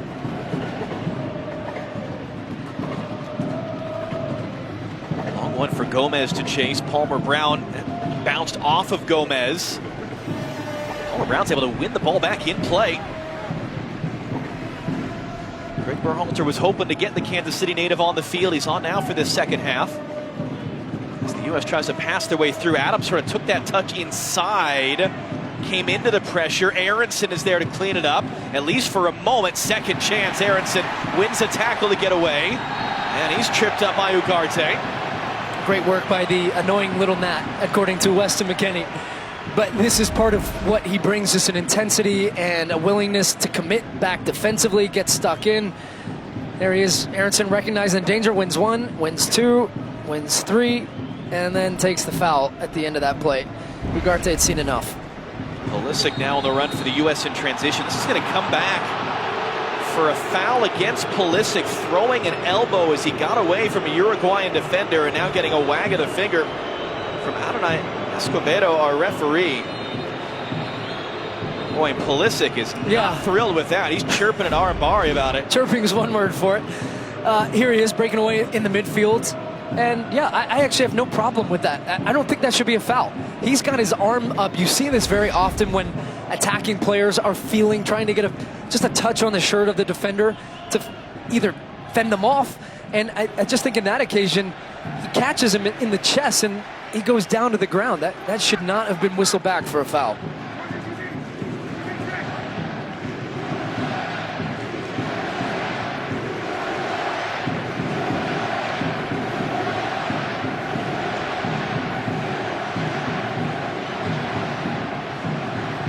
Zimmerman, good work defending there. Just gets away with it though, and then it skips underneath the foot of Aronson.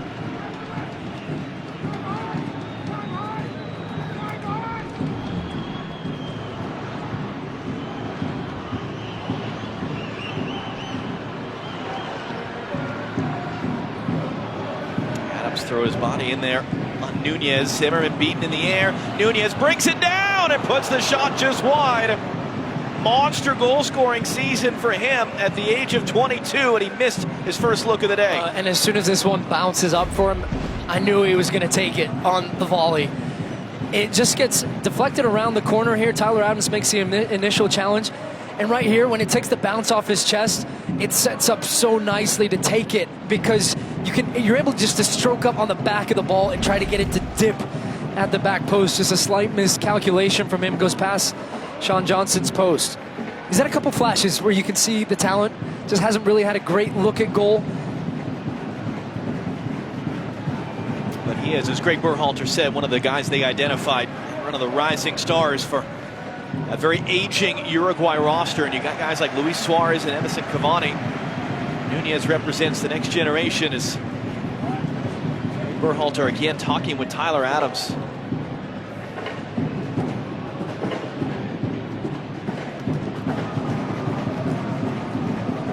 Musa just loses out there, although it's lashed out off Corioran.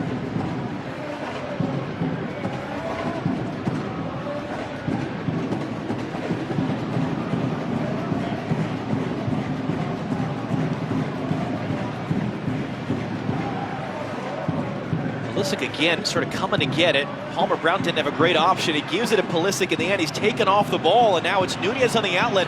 Palmer Brown trying to recover. Nunez cuts him back. Nunez clips it in. Corioran mishit it there. That goes almost out of the entire stadium, in fact.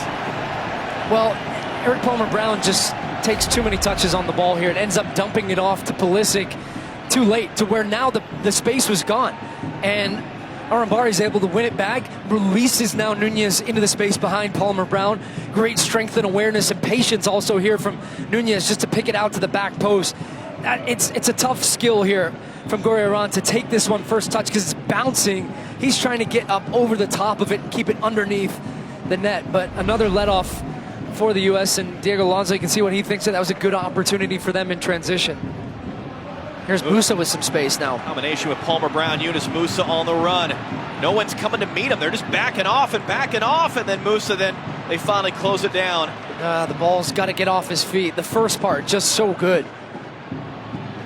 Varela on the run, Scally running with him. Scally able to prevent the first pass in, and then he dumps Varela to the turf as he gets it away for Nunez, and that is going to be whistled for a free kick for Uruguay. Both benches right now abuzz with activity to make substitutions. Anthony Robinson and Haji Wright are going to be coming on. Edison Cavani, it looked like, was one of the three getting set to come on for Uruguay. But first, this attacking set-piece chance. So Anthony Robinson, who was held out from the start because of a non-COVID illness. Haji Wright scored a penalty on his debut. It's going to be his chance now for about 30 minutes to grab the brass ring of the center forward position for the U.S. at the World Cup. It's Arambari who's going to take this free kick for Uruguay. Driven in, Ferreira gets a touch. Zimmerman the second. Arriola got enough of that. How can the U.S. break? Arriola on the run, trying to draw that contact, and Ugarte takes the ball cleanly. And then Musa blocked the outlet pass, and the referee knocks that one away. Aronson recovers it with a tackle, but because it was a change of possession, it will come back for a U.S. restart.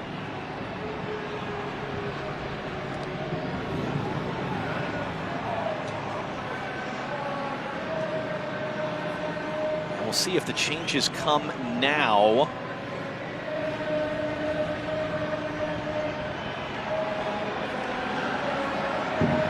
And indeed they will. And here comes some horses for Uruguay. Federico Valverde just won the Champions League with Real Madrid. He's going to be coming on for Arambari. And also Matias Vecino of Inter Milan will be coming on.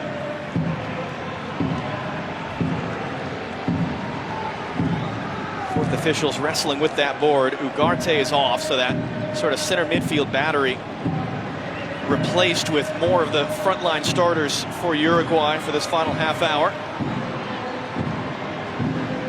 Edison Cavani, second all-time leading scorer. He's going to be coming on the field as well for Maxi Gomez. So here's a big challenge for the U.S. defense.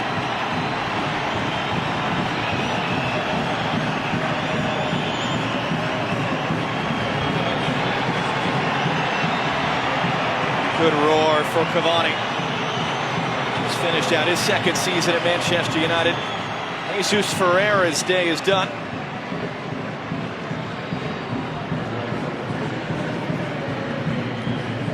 I'd ask you what you thought of Ferreira's day, but I think we know the answer. It's a second straight game where he's gotten looks, hasn't been able to score. And the second half struggled to get into the game as well, only 4 touches on the ball. But I thought some good flashes once again from him, and the things that he does off the ball, the running, the hold-up play. But again, it's about scoring goals. Now, Haji Wright, up he steps. This is going to be a different proposition for this back line of Uruguay as well now.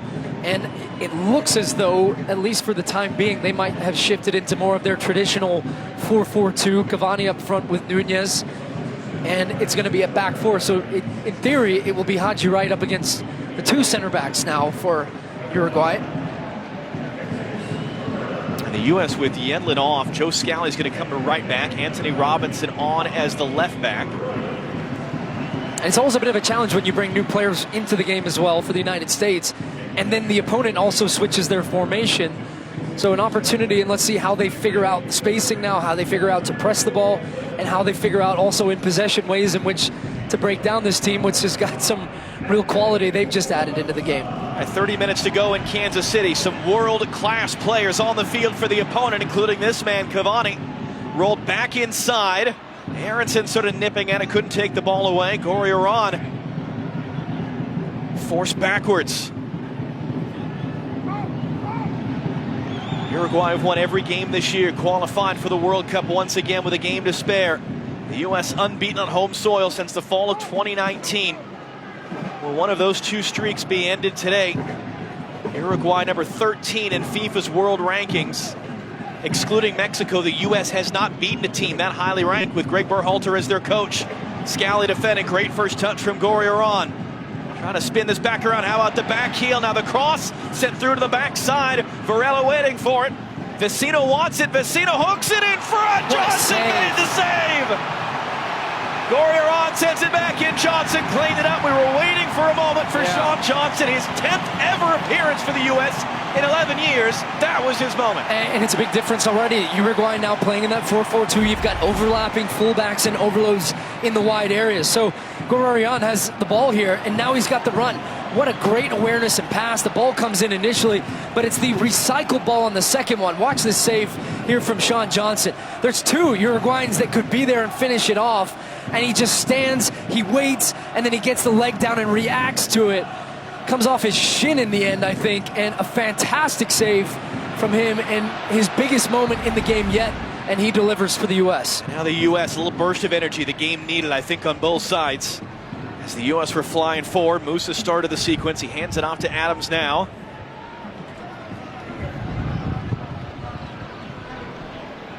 That was knocked away by Valverde. Quickly forward was Coates to stab it out.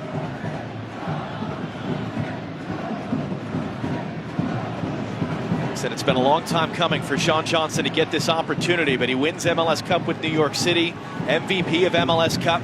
Greg Berhalter said yes, he deserves the opportunity, but also not just a guy we're bringing in to be the third or fourth goalkeeper, even though he was only brought in because Zach Steffen had to pull out, but he said he's going to get a legit chance to compete, as that's 2 Uruguayan players who end up down on a free kick.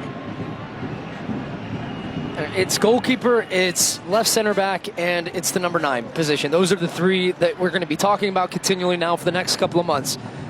And Matt Turner going to Arsenal. Is he going to be a backup? Probably. Zach Steffen, a backup at Manchester City. Is he going to go on loan and go and play somewhere ahead of the World Cup? Because Greg Berhalter has made it clear, and made it clear to us once again yesterday with emphasis, that it is going to be about guys that are playing well for their clubs and that are in good form heading into the World Cup. And I tell you, it's been Matt Turner and it's been Steffen, but if he was to say start Ethan Horvath, if he can get minutes at Nottingham Forest, or Sean Johnson, even if he continues his great form with New York City, I think you have to have a goalie in the nets that is playing on a regular basis. Vecino lifting that long. Nunez gets there off the chest, blocked by Zimmerman. Gorriarán picks it up. Scally defending into the middle, stabbed away by Zimmerman.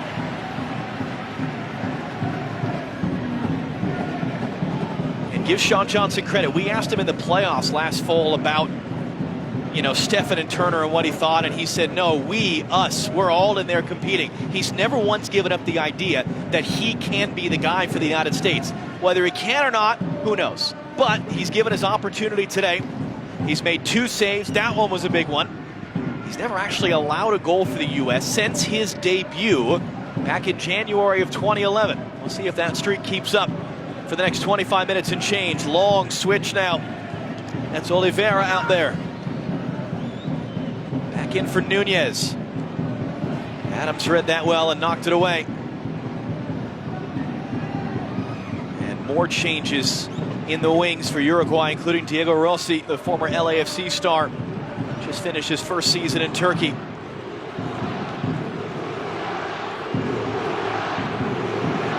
The Uruguayan fans making themselves heard as Adams gets to that ball first and is fouled.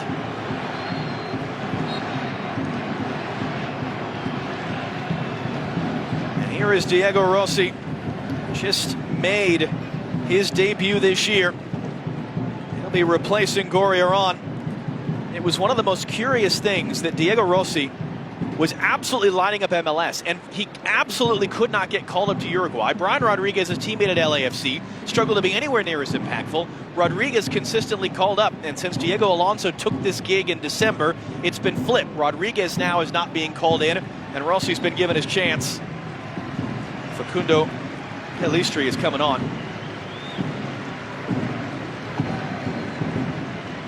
So the question is, have Uruguay made more subs than they're allowed to? I'm trying to do the math here. there is a U.S. soccer official speaking with the 4th official right now about this. We're looking at this downstairs. And the 4th official is basically shrugging like, what do you want me to do? You want me to tell him to come off the field? Like, it's done. Just move on. But yeah, I think Diego Alonso is playing a little fast and loose here with the regulations in today's game.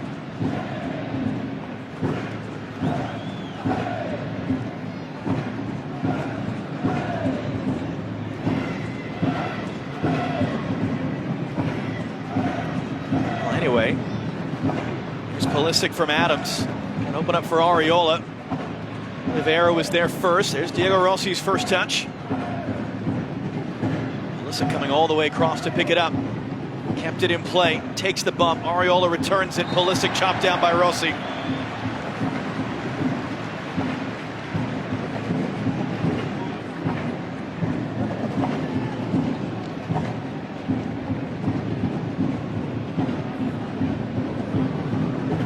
Robinson, good to see him back on the field. He was not at practice yesterday, dealing with this illness, but boy, as he locked down that left back spot for the United States.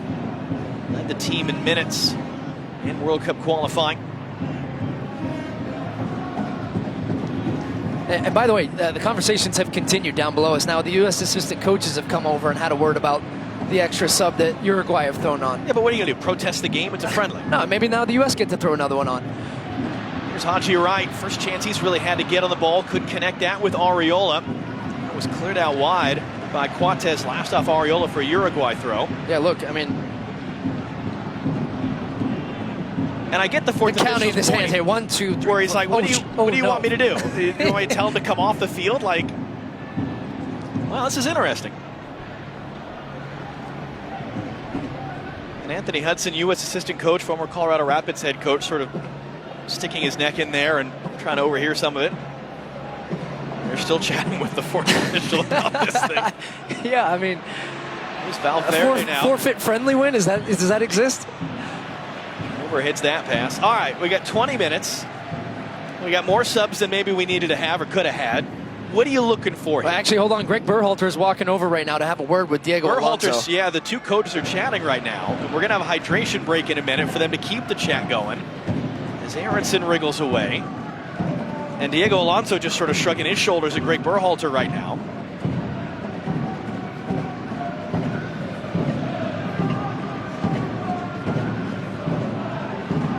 All right, but can we get back to the game now? Anyway, it's been a little distracted for the past couple of minutes. It's fun to watch, though. Yeah. There's Scally forced backwards. All right, what do you want to see from the U.S. last 20? A goal.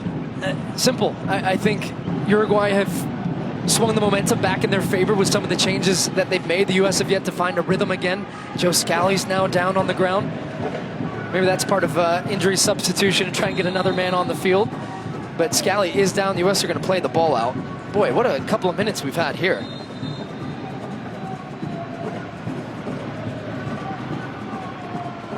And it looks like we will take that as the second half hydration break. Well, no goals, but it's been kind of interesting. Let's go back to Rob Stone and our crew in the studio in LA. We'll try to figure out what on earth is going on here in Kansas City in the meanwhile. All right, guys, bonus points if Diego Alonso tries to get on another sub, by the way. I would love to see the audacity in that one. All right, so Jesus Ferreira subbed out. Haji Wright comes on in the 61st minute. Ali, your assessment of Jesus today? You know, Stu mentioned it, and it's the off-the-ball movement. I think that Greg Berhalter likes so much, his pressing ability. Those things are all there. The reality is he still doesn't have that final product coming in. I thought he made the substitution, bringing Areola on. That's a partner at FC Dallas, a player that can link up and potentially be that provider. I think he's trying to get him confidence. He's trying to get him goals. I think he believes in him. He wants him to be the guy, but it just hasn't been there. Yeah, but ultimately the score is 0-0. The score is 0-0, and he had two good chances in the first half, so that's what he's going to be. That's what everyone's going to be critical about is them scoring goals. And it's not just him. I don't think the U.S. has done a good enough job in this second half to be as polished in the final third. That's what things have been lacking a little bit. Trying to connect that final pass, show a little bit of quality in that final third is what's been missing in this last little stretch here in the second half. I mean, it's hard to judge substitutes that come in, but all you have is the time that they are on the field, and the game has changed, and we still see, I mean, the craziness going on the sideline here relative to the substitutions, and just give the U.S. another one, and let's go. Let's go from there. Greg Berhalter talking about what happened or didn't happen, depending on how you're looking at it there. Brendan Aronson coming in. I think Joe Scally's had a rough day on both sides of the field and might not be quite ready for prime time yet. Still pretty small sample size here, but Uruguay has certainly taken over the attacking part of the game that was missing for most of the first half and a little bit of the second half. Hard to judge subs, yes, but also harder to judge subs when you change out that 9 and you change it to a different role. U.S. with 55% of the possession, but they're now being outshot 9-8, still seeking that first goal, John and KC. Rob, remember when we thought the weirdest thing today was when Aronson and a Uruguay player got their shoes stuck together? And we've had all this go on since. And as we said, this is the best dress rehearsal the U.S. will have. It's come unglued in the last few minutes for sure. But there are still, you're playing against a top team. You got top players on the field. This is as good a chance you're going to have Grenada and El Salvador. No disrespect, but it's not the same level you're going to have in this window. We'll see who they play in the 2 games in September. So there is a real significance here, despite how much we're laughing about the sub thing, for the U.S. to get some things right, fine-tune some things ahead of the World Cup. And that's why I think U.S. fans watching this game that have tuned in, that do see this as part of the tune-up process, is you'd want to see this team now if they can find that winning goal. The momentum has swung back in Uruguay's favor, as we talked about. The intensity has dropped a bit from the United States. That comes as well with hydration break and subs and all that. I think both teams now are settled in. We're going to see the last 16 plus however much stoppage we're going to see, and let's see who ends up taking the initiative here and who can go and find that winning goal. And we saw Scally down just before the hydration break. He continues. Still the conversations continue with Federation delegates and the match officials here as Haji Wright couldn't hold that ball up. And it comes now for Nunez on the run. Adams trying to recover. Zimmerman slides in. Did he get a piece of that? Adams wanted Sean Johnson to come, and his clearance bounces off of Nunez and out for a goal kick.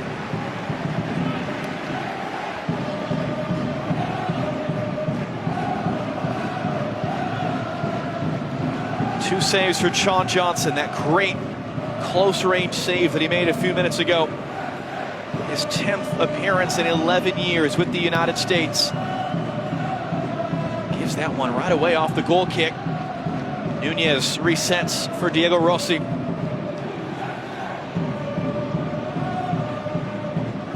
Valverde won the Champions League with Real Madrid just in the recent days. Quantes rolls that ahead. U.S. crowds him off the ball. Anthony Robinson came in. Aronson picks up the loose ball.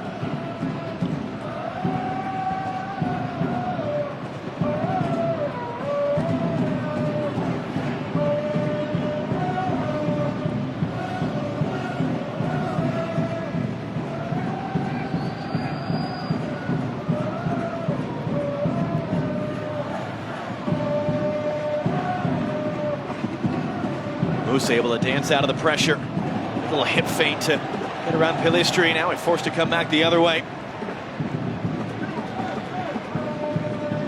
Final quarter hour in Kansas City. Ariola trying to flick that off for Wright, couldn't do so. Yunus Musa's had a good game for the U.S. One or two opportunities to get the ball off his foot quicker. That last pass, something Ali had talked about in the pregame, but I just think he's such a great tempo setter for this team. His calmness on the ball, in possession, linking play, switching the point of attack. I mean, he's another player that I would have marker, pen, Sharpie, whatever you want, in the starting lineup. Has to be in there in the World Cup. Just so good physically. He's dominant, technically good. And when the U.S. got him, I think people were excited about him. When you've seen him more and more. Aronson's cross. That's too far for Wright. Great tackle by Zimmerman to start the sequence. You recognize just how special he is, the amount of minutes he's playing at Valencia now in La Liga, and thinking he'll have another season under his belt. Just a really special talent. Well, start the clock. Wales punching their ticket earlier today. Anything we would have said about what it meant for Ukraine to make the World Cup would have been trite in comparison to the very real heartbreak, bloodshed, destruction that the Ukrainian people are dealing with. It's a great moment for Wales. It's the first World Cup since 1958. Remember the old Ted Lasso joke, how many countries are in this country? Well, Wales is one of those. And they're going to be playing against England. Think about that, the last day of the group. Wales against England, U.S. against Iran. Those are going to be two remarkably, just emotionally, historically, politically charged games on the final day of Group B play at the World Cup. England Black Friday. Wales is the opener now for the U.S. It's going to be a huge moment for Wales back at the World Cup for the first time since 1958. Gareth Bale, the most famous Welsh athlete ever, who sort of rides off into the sunset with them at the World Cup. It feels very real for us already, starting to think about it and the way in which we're talking about it. But we talked to Greg Berhalter yesterday and asked him, how real does this feel for you? And he says, not quite yet. Got a lot to think about, a lot of planning, a lot of organization, a lot to do with his team yet. So he said he's still, of course, he's thought about the World Cup. It doesn't feel that excitement, that pressure just yet. There's Haji right on the end of a long ball, able to keep it in play.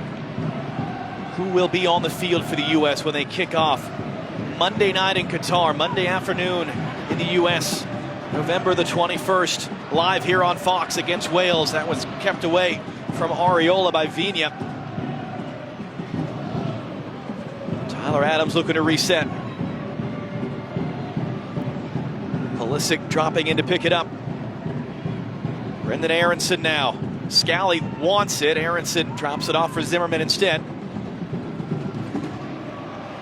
Musa, there's tons of space and time. No one around him to open it up for Anthony Robinson. Haven't really seen him a chance to get forward. Deflected cross, U.S. corner. Third of the day. With 11 minutes to go, can they finally break through? 2 saves today for Fernando Muslera.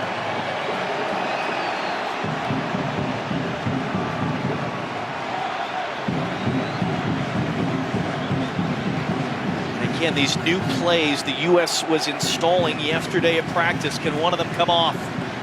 Fans rising to their feet here in Kansas City. Christian Pulisic stands over it. Big boys are up from the back line. Pulisic lifting it in deep. Zimmerman knocks it down right at Muslera. Third save for him today. Looking to quickly outlet Anthony Robinson. That's great control of that ball as he brings it down. Trying to run it away from Diego Rossi. Hands it back off for Pulisic. The return. Robinson looking to cut it in. That's off a defender. It's another corner. U.S. second time today.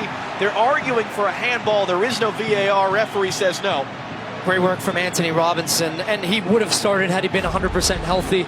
Joe Scally got the start on that left side instead. And for a guy, Anthony Robinson, boy, what a year he has had with Fulham, but also with the national team, has become the guy at the left back position, makes a great run into the attack. And what the referee is saying is that, yeah, sure, it hit his hand, but it only gets called in that scenario if it's the upper hand that is extended, not the one that is down, tucked into his body and on the ground. So that, to me, is the right call there, and that's going to be a corner for the U.S. with Pulisic to take. And it comes again, and too far for anyone. Incidentally, the U.S. has argued their way into a 7th substitution that they can make because Uruguay made 7 subs, and so Luca De La Torre wasn't necessarily going to be part of the substitution pattern today. Oh, you know who the happiest guy is Luca De La Torre. Hello, match bonus for getting on the field. Thank you, Uruguay, for the 7th sub. Maybe you should give Diego Alonso 5% of that. Adams gets beat there on that one. Nunez driving inside. A little piece of that one from Musa allowed Robinson to intercept. Although he's got pressure now from Valverde, and Valverde dumps Robinson to the turf, kicks the ball away in frustration, and that will actually be our first yellow card of the entire game.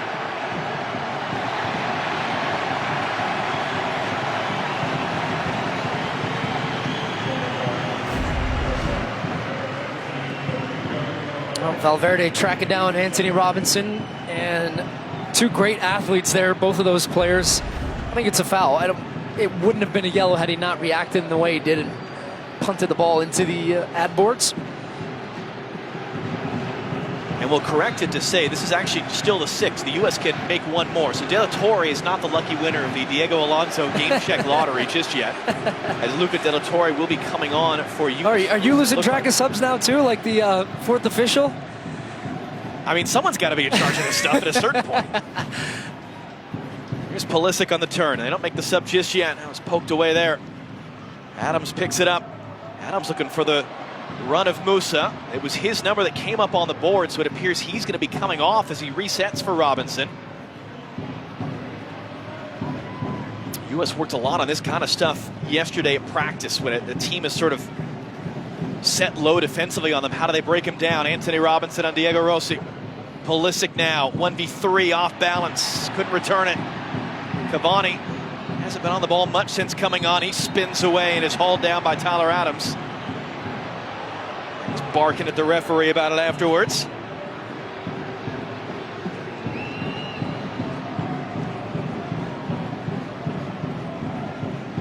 Once again, the 4th official had his board up and ready, but we don't make the sub, so Luca De La Torre continues to stand there. Another player that really just this year has really emerged and sort of is knocking on the door of that U.S. depth chart in midfield. Right, creating some pressure there on Coates, just able to get the pass away.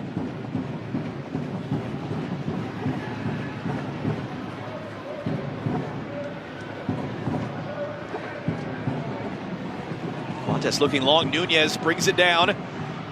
Nunez hooking inside, Cavani making the run, couldn't take it cleanly with him. Resets it back for Rossi. Valverde now. He cycles it around. Cáceres coming forward from the back. His cross met by Aronson. Vecino steers it for Valverde.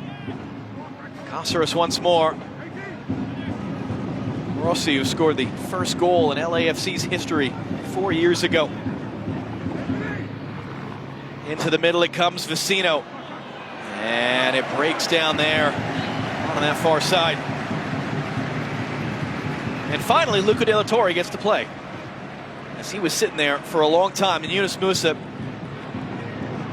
who would be included with Musa, the sort of the guys in pen you would put into that starting lineup for the U.S. and Wales? I would go for the MMA.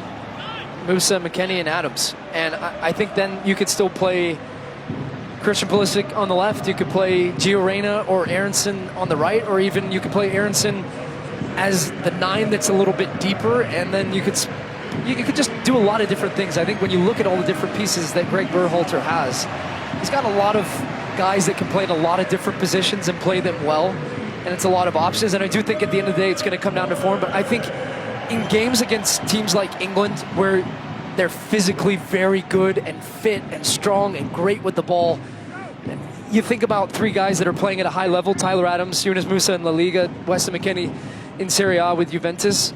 Experience, big game know-how, mentality, and I would want those guys in the game and running that midfield and competing. It's good work there by Oliveira to cut off Aronson as he was trying to find the angle to hit up to Areola. Aronson able to find Pulisic in the end. 5 minutes to go. Do we get a goal today? These teams finished tied at 1 the last time they faced off in the fall of 2019. The 8th all-time meeting, which dates back to 1924 between the U.S. and Uruguay. Scally, that was a big first touch, but no one came to close him down, and he gives the pass away. Zimmerman resets for Adams. 4 minutes and change. Adams weaves his way through. It's Luca De La Torre's first touch. Aronson the turn. Arriola making the run. It was closed down. And then hooked away in the end by Vecino. Palmer Brown lobbing it back forward. Cavani, whether he meant that or not, Arriola throwing his body in there, forces a giveaway. Pulisic, Arriola wants it back. Pulisic was trying to steer it to Haji Wright instead, and again deflected away. Adams comes to break it up. Now for a Uruguay throw. Okay, so not to belabor the point, but I can finally tie a bow on what happened with the substitutions. Apparently there was a miscommunication with Diego Alonso, a misunderstanding about unlimited moments, meaning windows to make the subs, and that was misinterpreted as unlimited substitutions. So maybe did it unintentionally, thinking that he could make as many subs, and that's how we got to where we were. So now we can move on officially in the 87th minute. Substitution gate has officially been closed as De La Torre commits that foul.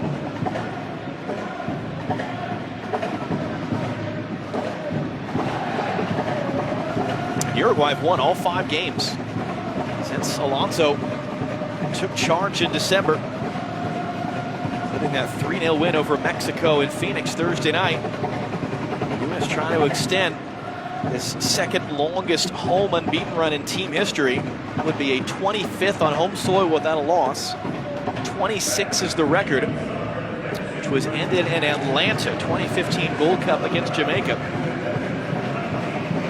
Game kind of stalled a bit, didn't it, with all the different substitutions really, on 20 substitutions stalled the game? Shocking. I mean, even so much so, Haji Wright's only had 5 touches of the ball in this second half since he's come into the game. The U.S. haven't really had any good goal-scoring opportunities. In fact, the best one in the second half came from Uruguay. Maybe they'll get one here. Long run for Rossi. Palmer Brown blocked off in the last minute. Rossi cuts inside him. Diego Rossi driving on. Closed down by Zimmerman. Cleared away by Scally. Former teammates at LAFC combined in that one. Walker Zimmerman and Diego Rossi. And Zimmerman was a bit banged up and slow to get up. Arriola then charges through the back of Oliveira, trying to win the ball. Well, it was a great run in behind from Diego Rossi, something we've seen him do time after time in MLS, and he just gets, Anthony Robinson gets sucked in to the sideline, and then just great skill, completely skates past Palmer Brown, looking down on goal, comes on the left foot, and what a challenge from Walker Zimmerman at the end of this play, coming across, leaves his man Nunez at the right time. He had to release and had to make a challenge on the guy with the ball that was goal dangerous, and boy did he do it. De La Torre trying to control a bouncing ball. Able to skip away, able to roll it inside for Pulisic, and it was closed down. He was trying to play for Wright, picked back up by Adams. Wright left that go. Arriola now challenging on the outside. Steered backwards, Arriola closing down Muslera, who gets it away. Pulisic still down behind the play. De La Torre picks it up, Pulisic back to his feet now. 90th minute, is there a winner coming for either side? De La Torre returns for Anthony Robinson. Well, the fans are all on their feet now from both sets of supporters. 4 minutes we're hearing is going to be the number.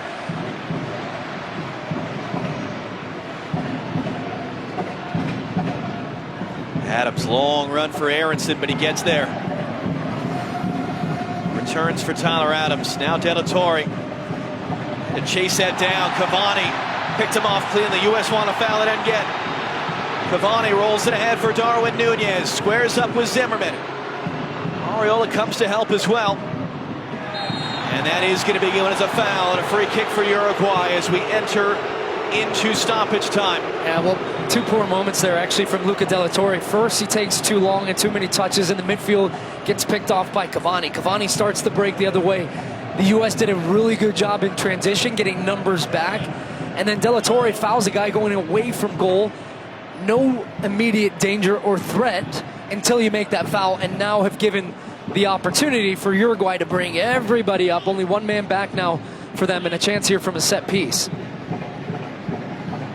Which Nunez looks like he's trying to take 5 yards in front of where it actually is, which would be a direct strike. And the distance he's going to have to take it from now is more one where you're expecting him to bend this ball in. But let's see what he opts for here. And you see there, Sean Johnson really battling the sun as it starts to sink a little bit lower. Right on the edge of that roof line here at Children's Mercy Park. Has made 2 saves today. That one fantastic one from close range. Can he keep a shutout? His 10th ever appearance for the U.S. Darwin Nunez whips this one in. Easy stuff for Johnson. Just celebrated his 32nd birthday and has done his job today. About 3 minutes to go in this one. Christian Pulisic back for Luca De La Torre. The U.S. will have 2 more games in this window against Grenada and at El Salvador a week from Tuesday in FS1. And then we won't see them on the field again until September. How about Arreola won that ball away? In for Aronson now. Aronson trying to get to the byline. Cross was blocked. Cavani back into the middle. No one there in white. De La Torre. That's an awkward challenge. That's a foul. It was good work from Arreola because he had a defender right up his back. And as this one goes to the sideline, just able to keep that in. Look at that skill with the back of his heel to keep it in bounds. And then Aronson trying to get one-on-one, go past Coates to put the ball in. Just Coates, good defending, stood him up. And then that challenge, as you said there, from De La Torre, misses the ball initially, then ends up catching the mid. Well, he doesn't feel like it was a foul. About 90 seconds to go here. Zimmerman rises up to win the header, but it's hooked forward. U.S. now got to get back. Nunez brings that down. Nunez charging in, cuts it for Cavani, and he puts it wide. That should have been the winner for Uruguay's 2nd leading scorer all time. Oh, the U.S. get caught out of shape here defensively, and it's just they get caught off guard by the ball that is hooked around the corner straight to Nunez. And I was thinking Nunez was going to take this strike, and it's Valverde just recognizes where the space is because Zimmerman had stepped in to make the challenge. I thought he was going to take it with his left foot, and it ends up being a great pass to square it across to Cavani, who just times that one and puts the technique wide of the post. Wow, I mean, I can't even believe he's missed from there. Just a pure assassin in front of goal. Gets that one wrong, and boy, the U.S. in the almost last minute of the game might have taken a slight touch at the very end of that to take it past the post, but still, that's a big miss from him. Yeah, Palmer Brown got a piece of that, but you're right. Edison Cavani is the type of player, scored twice the other night against Mexico. You would expect to bury that one in. 30 seconds to go. Sum it up for us. What have we learned today? I was just talking about the first half. I mean, that was the one I felt that you saw the best from both teams. Uruguay started the game well. U.S. had the better of the last 30 minutes of that. You saw some good flashes, ultimately missed some good chances in that first half, and why we're 0-0. Uruguay have had the better of the second half. I think when you think about some of the individual performances, it's tough to evaluate Haji Wright, who came on late. Ferreira, his day will be remembered for missing those chances. I thought Walker Zimmerman at the back had another great day. And look, the U.S., a good test against a good opponent. They get a point here, in theory, 0-0. Moving on to now the Nations League. Just 4 games left to go before the United States takes the field at the World Cup November the 21st, live here on Fox. We'll send you back to our studio in LA and Rob Stone as it finishes here in Kansas City, scoreless between the United States and Uruguay. John, thank you. So the United States now unbeaten in 25 straight home games. They improved to 5 wins, 2 draws, 2 losses this calendar year, 0-0 the final. Lexi, what did we learn about Greg Berhalter's side today? I think Aaron Long has the edge next to Zimmerman in that tandem in the back. I still think there's no number 9, a continuing theme. We're running out of time, so maybe that false front that I talked about in pregame, maybe something to look at. As I mentioned, Joe Scally not quite ready for prime time. Maybe look at him to 2026. Sean Johnson, if he does end up starting in November, I would have no problem with that.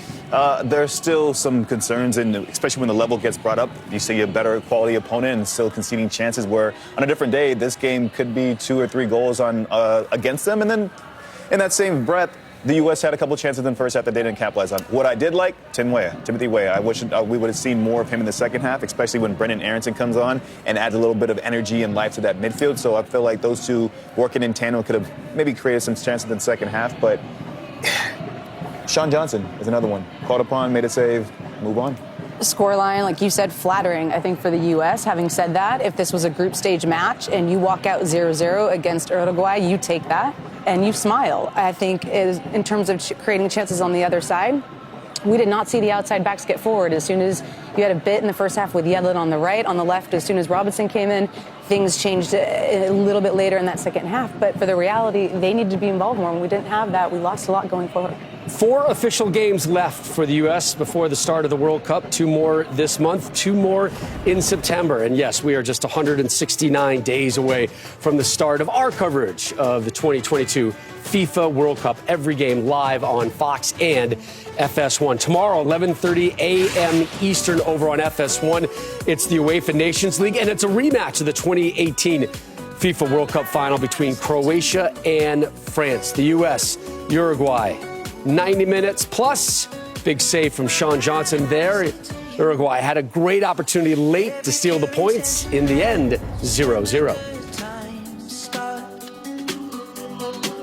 I'm a fancy exercise bike newbie, and I've gone from 0 to obsessed in like 3 days.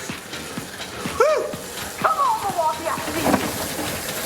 After riding 12 miles of nowhere, I'm taking a detour. And if you don't have the right home insurance coverage, you could be working out a way to pay for this yourself. Get Allstate and be better protected from mayhem for a whole lot less. Attention, please. Millions of AT&T and Verizon customers are suffering from unexpected price hikes and economic adjustment charges. But there is a solution. Right now, when you switch your family to T-Mobile Magenta Max, you can get up to $1,000. And you'll get T-Mobile's price lock guarantee. They won't raise the rates of your rate plan ever, because you are entitled to more. If you've been impacted, act now. You may be eligible to receive up to $1,000 from T-Mobile. And you should listen to me. I'm a British actor. Introducing Gatorade Fit. Fitness starts from the inside out. Get healthy, real hydration. And no added sugar, artificial sweeteners, or added colors. Gatorade Fit. Healthy, real hydration. All G. One Hot and Ready Classic. We actually changed it with... Changed it? By adding 33% more pepperoni. Oh, that sounds good. Walk in and walk out with the new Hot and Ready Classic with 33% more pepperoni. Pizza. Next Sunday on Fox, playoff hopefuls collide as Kyle Sloter and the Breakers battle Jordan Tamu and the Bandits. Touchdown! The USFL, next Sunday at 4 Eastern on Fox. Monday on FS1. The UEFA Nations League continues as global superstars fight for their countries. It all continues as Croatia takes on France. Monday at 2:30 Eastern on FS1.